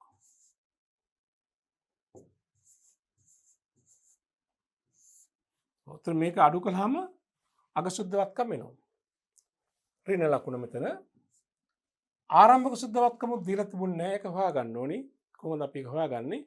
ආරම්භක වත්කම් වලින් ආරම්භක වගකීම් අඩු කරලා බලන්න ආරම්භක වත්කම් කීයද කියලා. අවුරුද්ද මුල ආරම්භක වත්කම් තියෙනවා 3,50,000ක්. අවුරුද්ද මුල වගකීම් තියෙනවා කීයද? ලක්ෂයක්.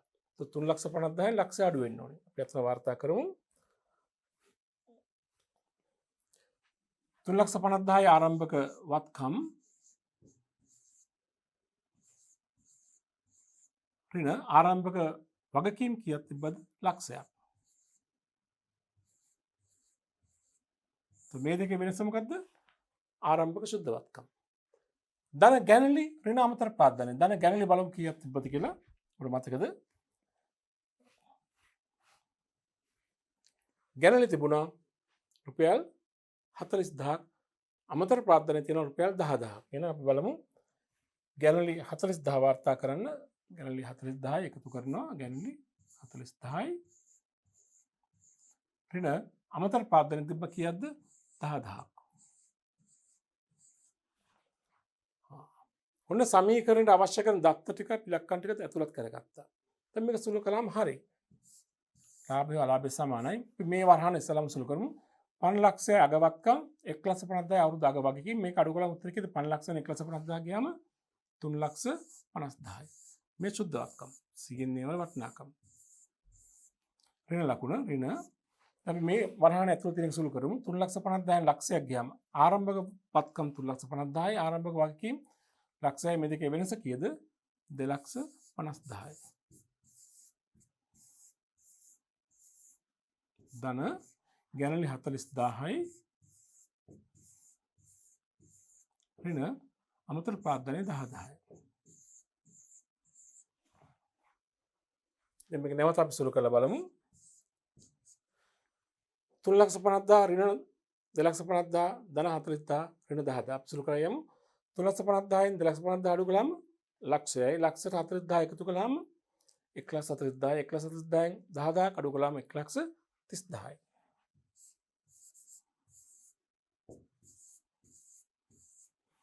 බලන්න 3,50,000න් 2,50,000 ගියාම රුපියල් ලක්ෂයයි. ලක්ෂ 40,000 එකතු කළාම 1,40,000යි.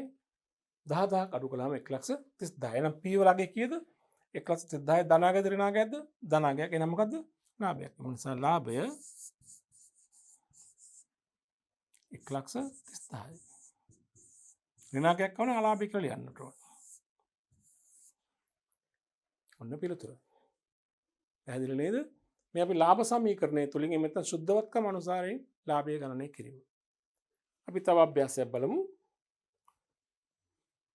අභ්‍යාස සංඛ්‍යා 13 කියලා මේක අපි හඳුනගමු. මේ තියෙනවා පහතින් දැක්වෙන්නේ ව්‍යාපාර තුනකට අදාළ තොරතුරු. අමිලගේ ව්‍යාපාරය, චමිලගේ ව්‍යාපාරය, සුනිලගේ ව්‍යාපාරය කියලා ව්‍යාපාර තුනක තොරතුරු දෙනවා. මොනවද මේ තොරතුරු? 2001 වත්කම් අවුරුදු මුල වත්කම්. 2020 වත්කම් අවුරුදු අග වත්කම් ව්‍යාපාර තුනේම. අවුරුදු මුල වගකීම් ව්‍යාපාර තුනේම. අවුරුදු අග වගකීම් ව්‍යාපාර තුනේම. අමතර ප්‍රාදානය ව්‍යාපාර තුනේම. එතින්දී චමිලගේ ව්‍යාපාරයේ අමතර ප්‍රාදානය යොදලා නැහැ. ඒකයි නැත කියලා තියෙන්නේ. ගැනලි ව්‍යාපාර තුනේම. ඔබෙන් බලාපොරොත්තු වෙන උත්තරය මොකද්ද? අවශ්‍ය වන්නේ ඉහත එක් ව්‍යාපාරයේ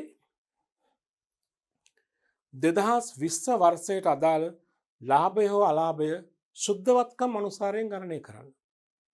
අන්නම් ලාභ සමීකරණයක අනුසාරයෙන් තමයි අපිට මේ ලාභය හෝ අලාභය සොයා ගන්න වෙන්නේ. අපි එකින් එක සොයා ගැනීම කරමු. මුලින්ම අමිලක ව්‍යාපාරය වෙනුවෙන් තොරතුරු හොයන්න යන්නේ. දැන් අමිලක ව්‍යාපාරයේ කුමන ව්‍යාපාරයක් සඳහා උනත් අපි ඉස්සලම ලාභ සමීකරණය ලියා ගන්නට ඕනේ. ලාභය සමානයි CNA අග සුද්ධවත්කම් ඍණ ONA ආරම්භක සුද්ධවත්කම් ධන D ගැනලි ඍණ AC එක අමතර ප්‍රාර්ථනය. දැන් අපි අමිලක ව්‍යාපාරයේ තොරතුරු මේ සමීකරණයට අපි ඇතුළත් කරමු. P සමානයි CNA අමිලක ව්‍යාපාරයේ අග සුද්ධවත්කම් බලමු. ඒකෙත් මතකද ඔබට අග සුද්ධවත්කම් කෙලින්ම දීලා තිබුණේ වත්කම් වගකීම් අනුසාරයෙන් හොයාගන්න වෙනවා. අමිලක ව්‍යාපාරය අග සුද්ධවත්කම් කෙලින්ම නෑ. හැබැයි අග වත්කම් තියෙනවා, අග වගකීම් තියෙනවා. හොඳ බලන්න ඉලක්කම් දෙක අග වත්කම් මේ තියෙන්නේ 3 ලක්ෂයයි. අග වගකීම් තියෙනවා කීයක්ද 60000. මේක අඩු කරාම තමයි සුද්ධවත්කම් වෙන්නේ. නැත්නම් අපේ ඉලක්කම් දෙකම ලියලා ගන්න පුළුවන්. අමිලක ව්‍යාපාරයේ අග වත්කම් අවුරුද්ද අග වගකීම්. හරිද? එමුනම් අපි බලමු සමීකරණයට දාමු 3 ලක්ෂයයි 60000යි නේද? අමිලක ව්‍යාපාරයේ අග වත්කම් තියෙන ලක්ෂ 3ක් ඍණ අමිලක ව්‍යාපාරයේ අවුරුද්ද අග වගකීම් තිබ්බ මතකද කීයක්ද 60000. මේක සුළු කළාම අමිලක ව්‍යාපාරයේ අවුරුද්ද අග සුද්ධවත්කම් වෙනවා. ඍණ ප්‍රධාන ලකුණ ආරම්භක ආරම්භක සුද්ධවත්කම් ඒකත් දීලා තිබුණේ අපි හොයාගමු. ආරම්භක සුද්ධවත්කම් බලන අමිලක ව්‍යාපාරයේ ආරම්භක වත්කම් ආරම්භක වගකීම්. ආරම්භක වත්කම් තියෙනවා අමිලක ව්‍යාපාරයේ ලක්ෂ 2ක්. ආරම්භක වගකීම් තියෙනවා 50000. 2,50,000යි නේද? අපි දාමු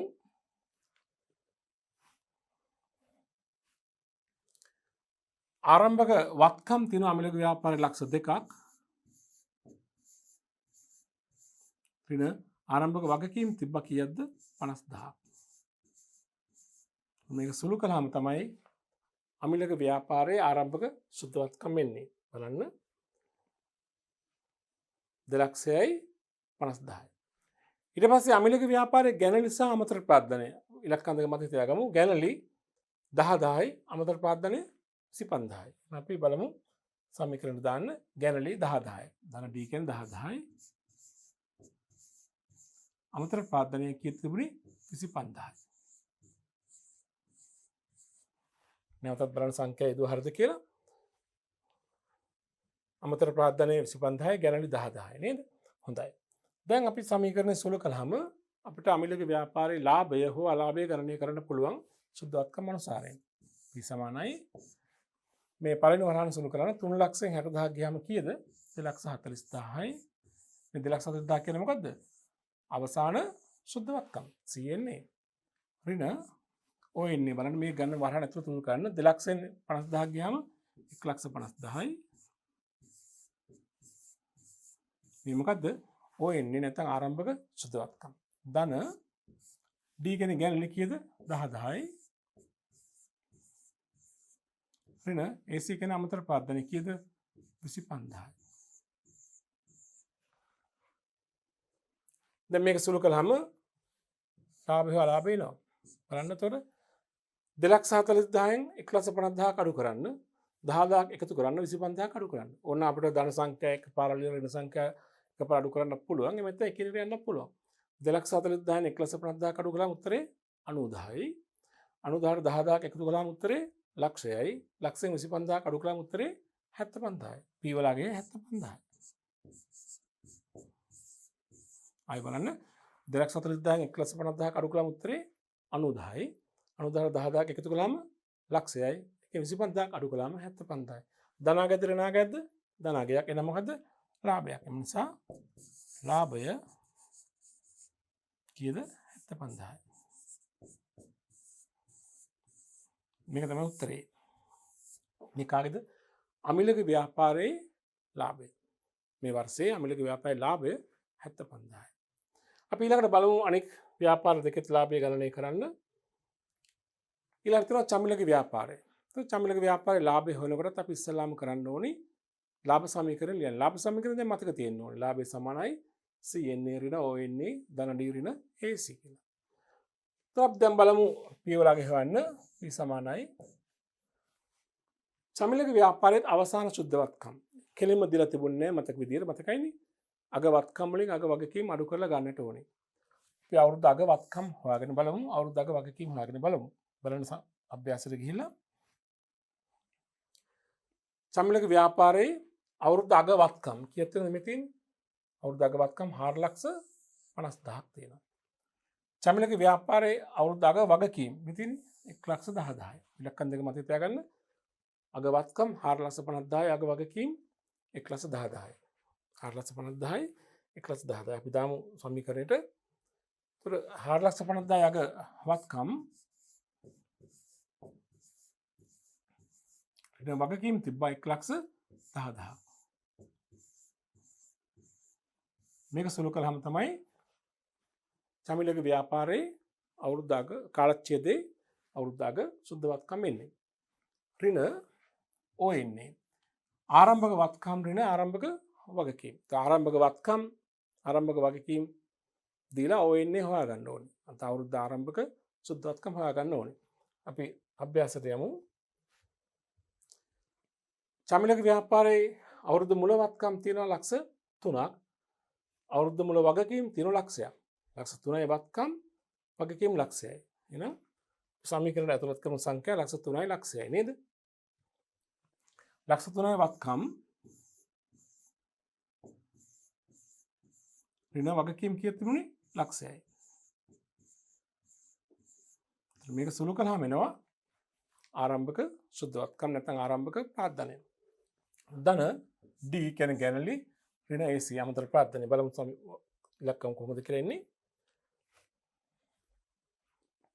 චමිලක ව්‍යාපාරේ මේ බලන්න ගැනලි තියෙනවා 15000ක් අමතර ප්‍රාර්ථනය නැත. නැති කියන්නේ මේ කාලය තුන අමතර ප්‍රාර්ථනය යොදවලා නැහැ. හැබැයි ගැනලි තියෙනවා කියද්ද 15000. කියන අපි සමීකරණ දාමු 15000යි ගැනලි. ගැනලි 15000යි D කියන එක 15000යි. ඍණ AC බිඳුවයි. මොනනේ සංඛ්‍යාව නිකන් තියන්න පුළුවන්. බිඳුව දාන්න පුළුවන් නැත්නම් හිස් තැනක් තියන්න පුළුවන්. අමතර ප්‍රාර්ථනය යොදලා නැහැ. දැන් මේක සුළු කරමු අපි. පළවෙනි කොටස සුළු කළාම අවසාන සුද්ධ වත්කම් කීයෙන් 4,50,000න් අඩු කරන්න 1,10,000. 4,50,000න් 1,10,000ක් අඩු කළාම කීයද උත්තර එන්නේ? 3,40,000යි. නේද? බලන්න 4,50,000න් 1,10,000ක් අඩු කළාම උත්තරේ 3,40,000යි. ඒ මොකද්ද? C එන්නේ නැත්නම් අග සුද්ධ වත්කම්. ඍණ ආරම්භක සුද්ධ වත්කම් මේ කියන්නේ 3,00,000න් අඩු කරන්න ලක්ෂය. 3,00,000න් ලක්ෂයක් ගියාම කීයද? 2,00,000යි.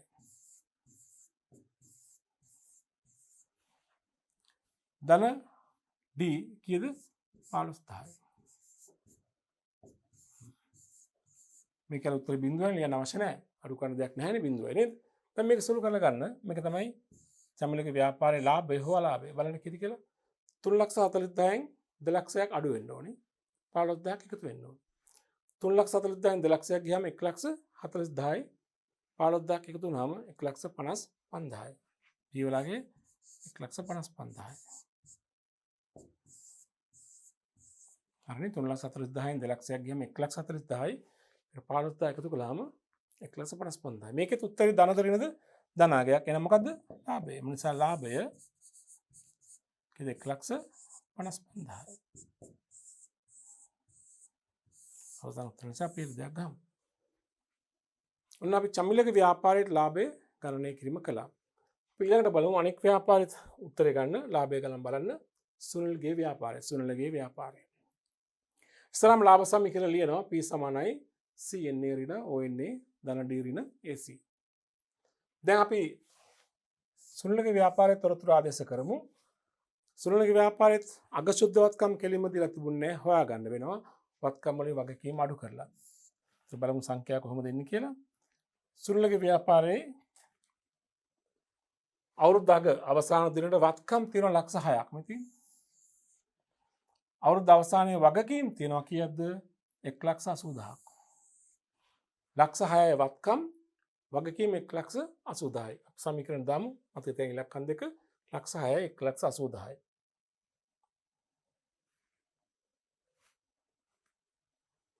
6,00,000යි වත්කම් ඍණ වගකීම් තිබුණා 1,80,000ක්. මතකයිනේ? බලන්න මේක සුළු කරාම එන්නේ අවුරුද්ද අග සුද්ධ වත්කම්. ඍණ අවුරුද්ද මුල සුද්ධ වත්කම් හොයාගන්න ඕනේ. ඔය එන්නේ අවුරුදු මුල වත්කම් වලින් අවුරුදු මුල වගකීම් අඩු කරලා. බලමු කොහොමද සුළඟ ව්‍යාපාරයේ අවුරුදු මුල වත්කම් සහ වගකීම්. සුළඟ ව්‍යාපාරයේ අවුරුදු මුල වත්කම් තියෙනවා 4,50,000ක්.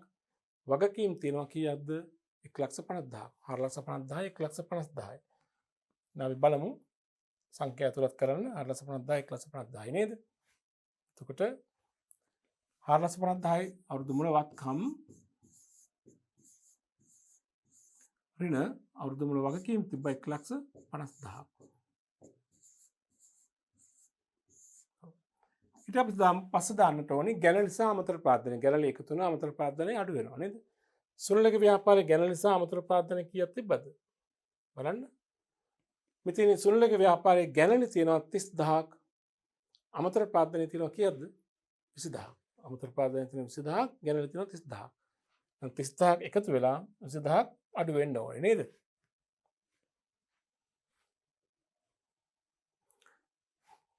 සුළඟ ව්‍යාපාරයේ 30,000යි නැවත බලන්න 30,000ක් තියෙනවා.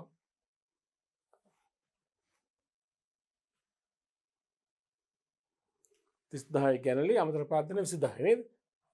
පියමු.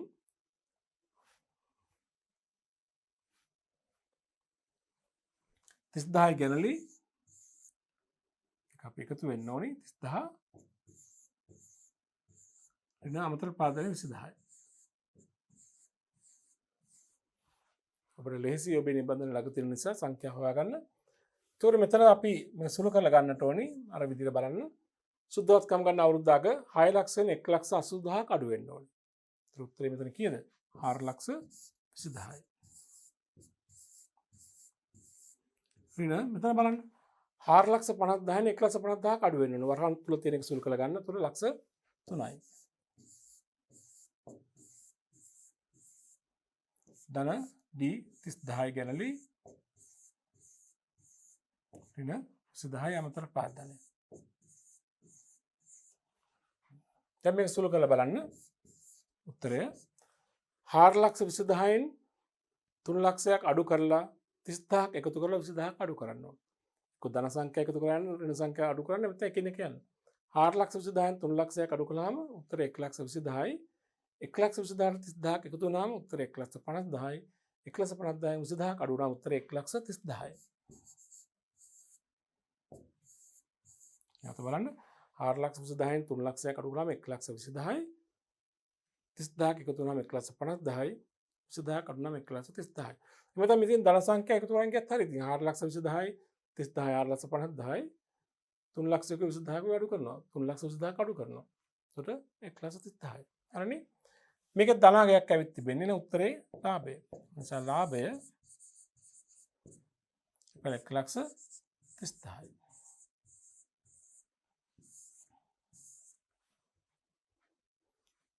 සුද්ධවත්කම් අනුසාරයෙන් ලාභය හෝ අලාභය ගණනය කිරීම සම්බන්ධව අපි අභ්‍යාස කිහිපයක් කළා. අපි දැන් තවත් අභ්‍යාසයක් කරමු. අභ්‍යාසංග 14 පහත සඳහන් වගුවේ හිස්තැනට සුදුසු සංඛ්‍යාව සොයන්න. ඔබට දෙනවා ව්‍යාපාර තුනක තොරතුරු A ව්‍යාපාරය, B ව්‍යාපාරය, C ව්‍යාපාරය. මේකේ ලාභය ගණනය කිරීමක් නෙමෙයි සොයන්න කියන්නේ සංඛ්‍යා වගුවේ හිස්තැන සම්පූර්ණ කරන්න.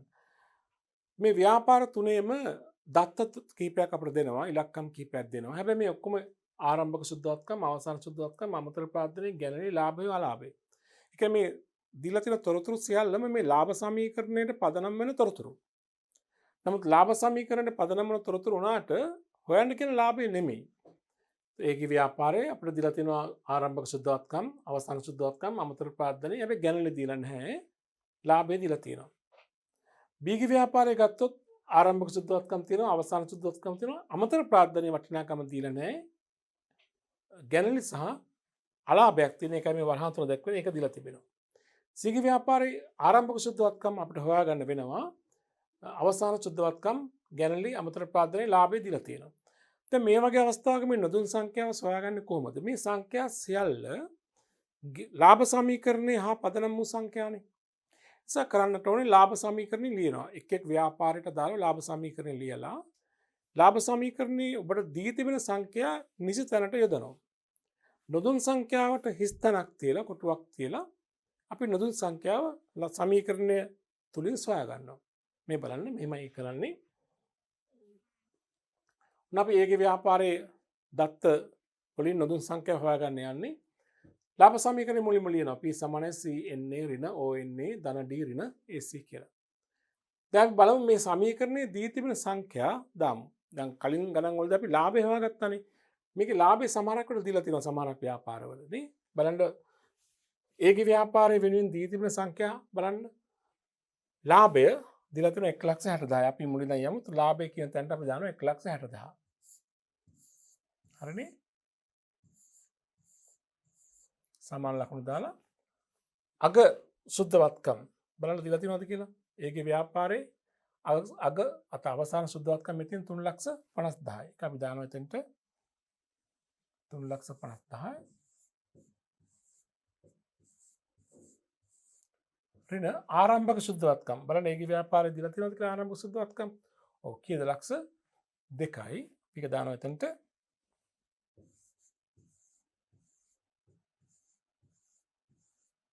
ධන ගැනලි බලන්න ඒකේ ව්‍යාපාරේ ගැනලි දීලා තියෙනවද කියලා නෑ ගැනලි දීලා නැහැ මේ ගැනලි තමයි අපිට හොයාගන්න තියෙන්නේ මේක තමයි හොයාගන්න තියෙන්නේ නේද අපි යනවා ගැනලි කියන තැනට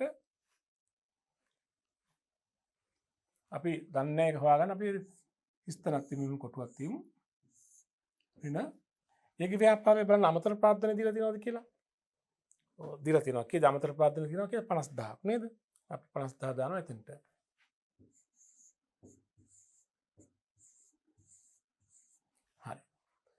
දැන් අපි කරන්නට ඕනේ මේ සමීකරණයේ දෙපැත්ත සමාන වෙන්න එපා. මේ පැත්තේ අගය 1,60,000යි. දැන් එහා පැත්තත් අවසාන ප්‍රතිඵලය සුළු කළාම 1,60,000 වෙන්න ඕනේ.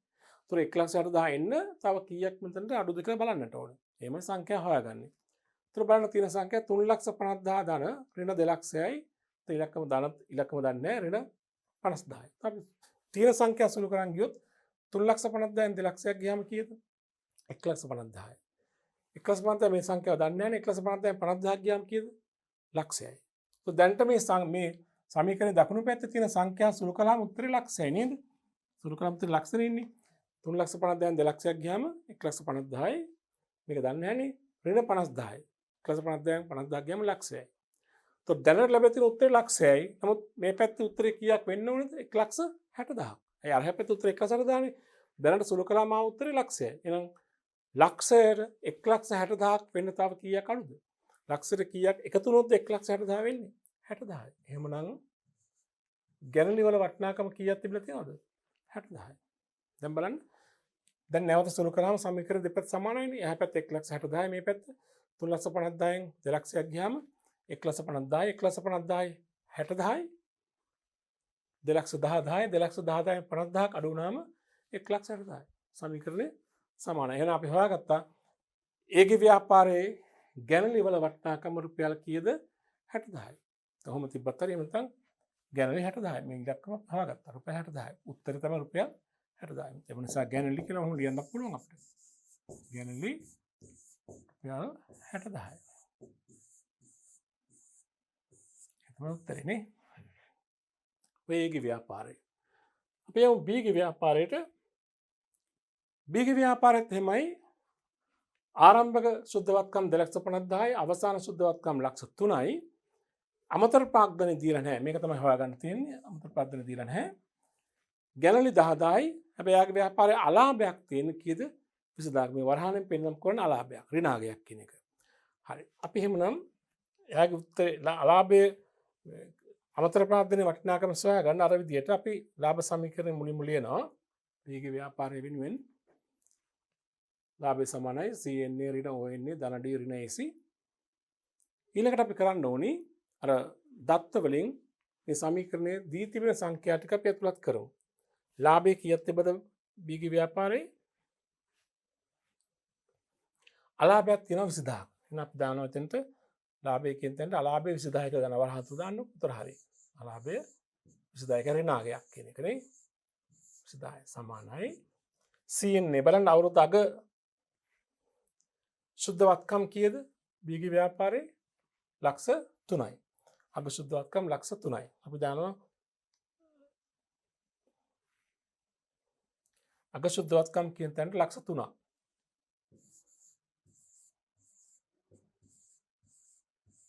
හරිද? ONA ආරම්භක සුද්ධවත්කම් බලන්න කීයද කියලා? ආරම්භක සුද්ධවත්කම් තියෙන බීග ව්‍යාපාරයේ 2,50,000. අපි 2,50,000ක් ආරම්භක සුද්ධවත්කම් වශයෙන් යොදා ගන්නට ඕනි.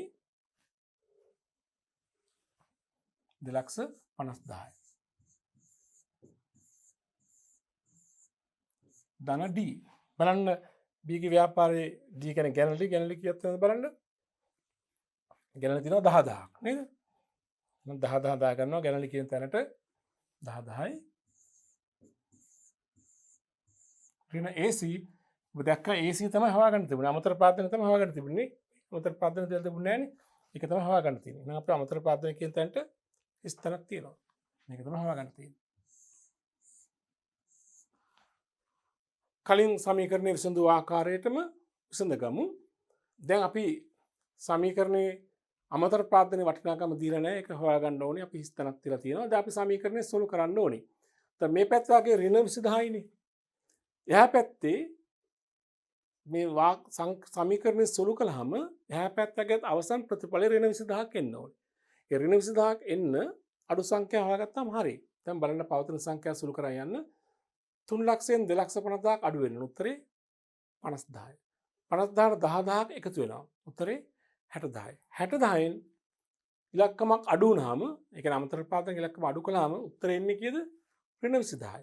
උතර 60,000 දැන්ට ආපු උත්තරේ 3,00,000න් 2,50,000ක් ගියාම 50,000යි 50,000ට 10,000ක් එකතු වුණාම 60,000යි. දැන් තියෙන උත්තරේ 60,000යි. 60,000න් කීයක් අඩු කරොත්ද උත්තරේ ඍණාගයක් එන්නේ? ඍණ 20000ක් එන්නේ කීයක් අඩු කරොත්ද? 60,000න් ඍණ 20000ක් එන්න කීයක් අඩු වෙන්න ඕනද? එහෙනම් උත්තරේ 80,000යි නේ.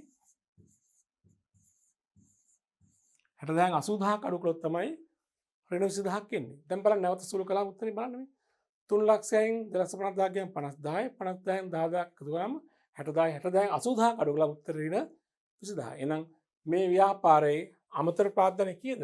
80,000යි. මේ බීගේ ව්‍යාපාරයේ අමතර ප්‍රාර්ථන යොදලා තියෙනවා. මේ කාලය තුළ අමතර ප්‍රාර්ථනය රුපියල් කීයක්ද? 80,000ක්. ඒක තමයි පිළිතුර. සමීකරණ ආධාරයෙන් අපි සොයාගත්තා. නොදුන් සංඛ්‍යාව සොයාගත්තා. හොඳයි. අපි යමු ඊළඟ ව්‍යාපාරයට. සීගේ ව්‍යාපාරය. ඉස්සෙල්ලා බලන්න සීගේ ව්‍යාපාරේ දීලා තියෙන සංඛ්‍යා මොනවද කියලා. සීගේ ව්‍යාපාරයේ ආරම්භක සුද්ධවත්කම් දීලා නැහැ. ආරම්භක ප්‍රාර්ථනේ දීලා නැහැ. අවසාන ප්‍රාර්ථනේ තියෙනවා. අවසාන සුද්ධවත්කම් තියෙනවා. මේක තමයි හොයාගන්න තියෙන්නේ. ආරම්භක සුද්ධවත්කම් තමයි හොයාගන්න තියෙන්නේ. අමතර ප්‍රාර්ථනේ තියෙනවා. ගැනලි තියෙනවා. එයාගේ ලාභයක් තියෙනවා රුපියල් ලක්ෂයක. අර විදිහමයි කරන්නේ. සමීකරණ ඉස්සරහාම ලාභ සමීකරණය ලියනවා. දී තිබෙන සංඛ්‍යා ඊට ආදේශ කරනවා. නොදුන් සංඛ්‍යාවට ස්ථානක් තියෙනවා. සමීකරණය සුළු කරලා නොදුන් සංඛ්‍යාව සොයා ගැනීම කරන්න ඕනේ. හොඳ අපි යමු පිළිතුර හදන්න. සී ව්‍යාපාරය වෙනුවෙන් සමීකරණය මුලින්ම ලියන්නට ඕනේ. P සමානයි CNA ඍණ ONA ධන D ඍණ AC. බලන්න P ගේ ව්‍යාපාරයේ ලාභය හෝ අලාභය කීයක් තිබ්බද කියලා. ලාභයක් තියෙනවා ලක්ෂයක. එහෙනම් අපි ඉස්සෙල්ලාම P කියන තැනට ලක්ෂයක් දාගන්නවා. P සමානයි ලක්ෂය නේද? සමාන ලකුණු දාලා අගශුද්ධවත්කම්. බලන්න C ගේ ව්‍යාපාරයේ අගශුද්ධවත්කම් දීලා තියෙනවා. ඔව් කීයද? ලක්ෂ 6යි. අපි අගශුද්ධවත්කම් කියන තැනට ලක්ෂ 6ක් දාගන්නවා.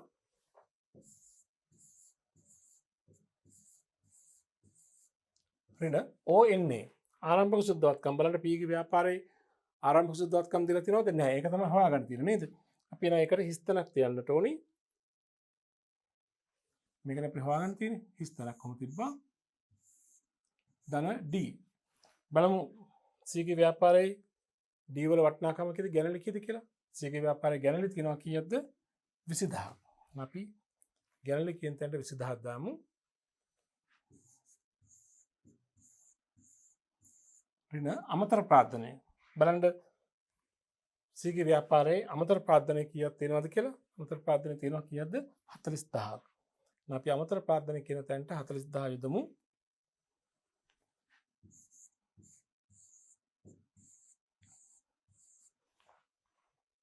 දැන් කලින් සිදු කළ ආකාරයට සමීකරණය සුළු කරලා බලන්න. මේ පැත්ත උත්තරේ ධන ලක්ෂයක්. එහා පැත්ත සුළු කළාම අන්තිම උත්තරේ රුපියල් ලක්ෂයක් එන්න ඕනේ. ලක්ෂයක් කියන්නේ මෙතන කීයක් අඩුද කියලා බලමු. සුළු කරන් යමු. ලක්ෂ 6 ධනනේ. ලක්ෂ 6ට දන්න ඉලක්කම මේ ඉලක්කම 20000ක් එකතු වෙනවා. ඒතර 6 ලක්ෂයයි 20000යි 6 ලක්ෂ 20000යි 6 ලක්ෂ 20000යි 40000ක් අඩු වෙනවා. 6 ලක්ෂ 20000යි 40000ක් ගියාම 5 ලක්ෂ 80000යි. ඒතර දැනට සුළු කළාම උත්තරේ 5 ලක්ෂ 80000යි. නමුත් මෙතන තියෙන උත්තරේ ලක්ෂයක් තියෙනවා. මේ පැත්තේ උත්තරේ ලක්ෂයයිනේ. තර පැත්තේ දැනට තියෙන උත්තරේ 6 ලක්ෂෙන් 20000ක් එකතු කරාම 6 ලක්ෂ 20000යි 40000ක් ගියාම 5 ලක්ෂ 80000යි. එහෙනම් 5 ලක්ෂ 80000 මෙතන අඩු කිරීම උත්තරයක් නේද? කීයක් අඩු වුණොත් ලක්ෂයක් එන්නේ? දැනට අඩු උත්තරේ 5 ලක්ෂ 80000යි. මේ ඉලක්කම අඩු කළාම උත්තරේ ලක්ෂයයි. එහෙනම් 5 ලක්ෂ 80000න් කීයක් අඩු වුණොත් මෙතන ලක්ෂය හැදෙන්නේ? 5 ලක්ෂ 80000න් ලක්ෂයක්. එහෙනම් උත්තරේ අඩු වෙනවනේ කීයද? 6 ලක්ෂයයි 20000යි 6 ලක්ෂ 20000යි 40000ක් අඩු කරන 5 ලක්ෂ 80000යි 5 ලක්ෂ 80000 කියන නම් මෙතන අඩු වෙන්න ඕන ළමයි 4 ලක්ෂ 80000ක්. ඒ කියන්නේ අමතර මේ ව්‍යාපාරයේ ආරම්භක සුද්ධවත්කම් නැත්නම් ආරම්භක ප්‍රාර්ථනය 4 ලක්ෂ 80000ක් වෙලා තියෙනවා. නැවත බලන්න 6 ලක්ෂයක් තියෙනවා. 6 ලක්ෂයට 20000 එකතු කරාම 6 ලක්ෂ 20000යි 6 ලක්ෂ 20000න් 40000 ගියාම 5 ලක්ෂ 80000යි 5 ලක්ෂ 80000න් මේ ඉලක්කම අඩු කළාම උත්තරේ ලක්ෂයක් නම් මෙතන අඩු වෙන උත්තරේ කීයද? 4 ලක්ෂ 80000යි. නැවත ආපහු අවසාන සුළු කරලා බලන්න 4 ලක්ෂයෙන් 4 ලක්ෂ 80000ක් 6 ලක්ෂයෙන් 4 ලක්ෂ 80000ක් ගියාම කීයද? 1 ලක්ෂ 20000යි 1 ලක්ෂ 20000ට 20000ක් එකතු වෙනාම 1 ලක්ෂ 40000යි 1 ලක්ෂ 40000ට 40000ක් අඩු කළාම ලක්ෂයයි. සමීකරණ දෙපැත්ත සමානයි. හැම වෙලාවෙම දන්නවා සමීකරණයකම දෙපැත්තේ විචලනයන් සමාන වෙන්න ඕනේ. එතකොට නොදුන් සංඛ්‍යාවක් හොයාගන්න පහසුම ක්‍රමය තමයි නොදුන් සංඛ්‍යාවකින් දැන් හිස්තනක් තියලා සමීකරණේ දන්න සංඛ්‍යා දාලා සමීකරණය සුළු කරන්න. එතකොට නොදුන් සංඛ්‍යාව උත්තරේ එනවා. එතකොට මේකේ අපි කිව්වෙ මොන නිසා අහලා තියෙන ඔයනේ ආරම්භක සුද්ධවත්කම්නේ. ආරම්භක සුද්ධවත්කම් නැත්නම් ආරම්භක ප්‍රාර්ථනය ඕන එකක් හරි. කීද රුපියල් 4 ලක්ෂ 80000යි.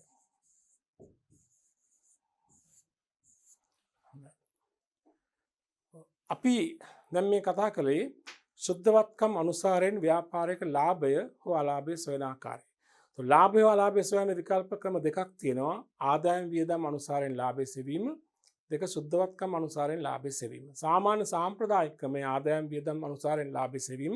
නමුත් ඒන උත්තරයටම සමාන අගයක් සුද්ධවත්කම් අනුසාරයෙන් අපිට ගණනය කරන්නත් පුළුවන්.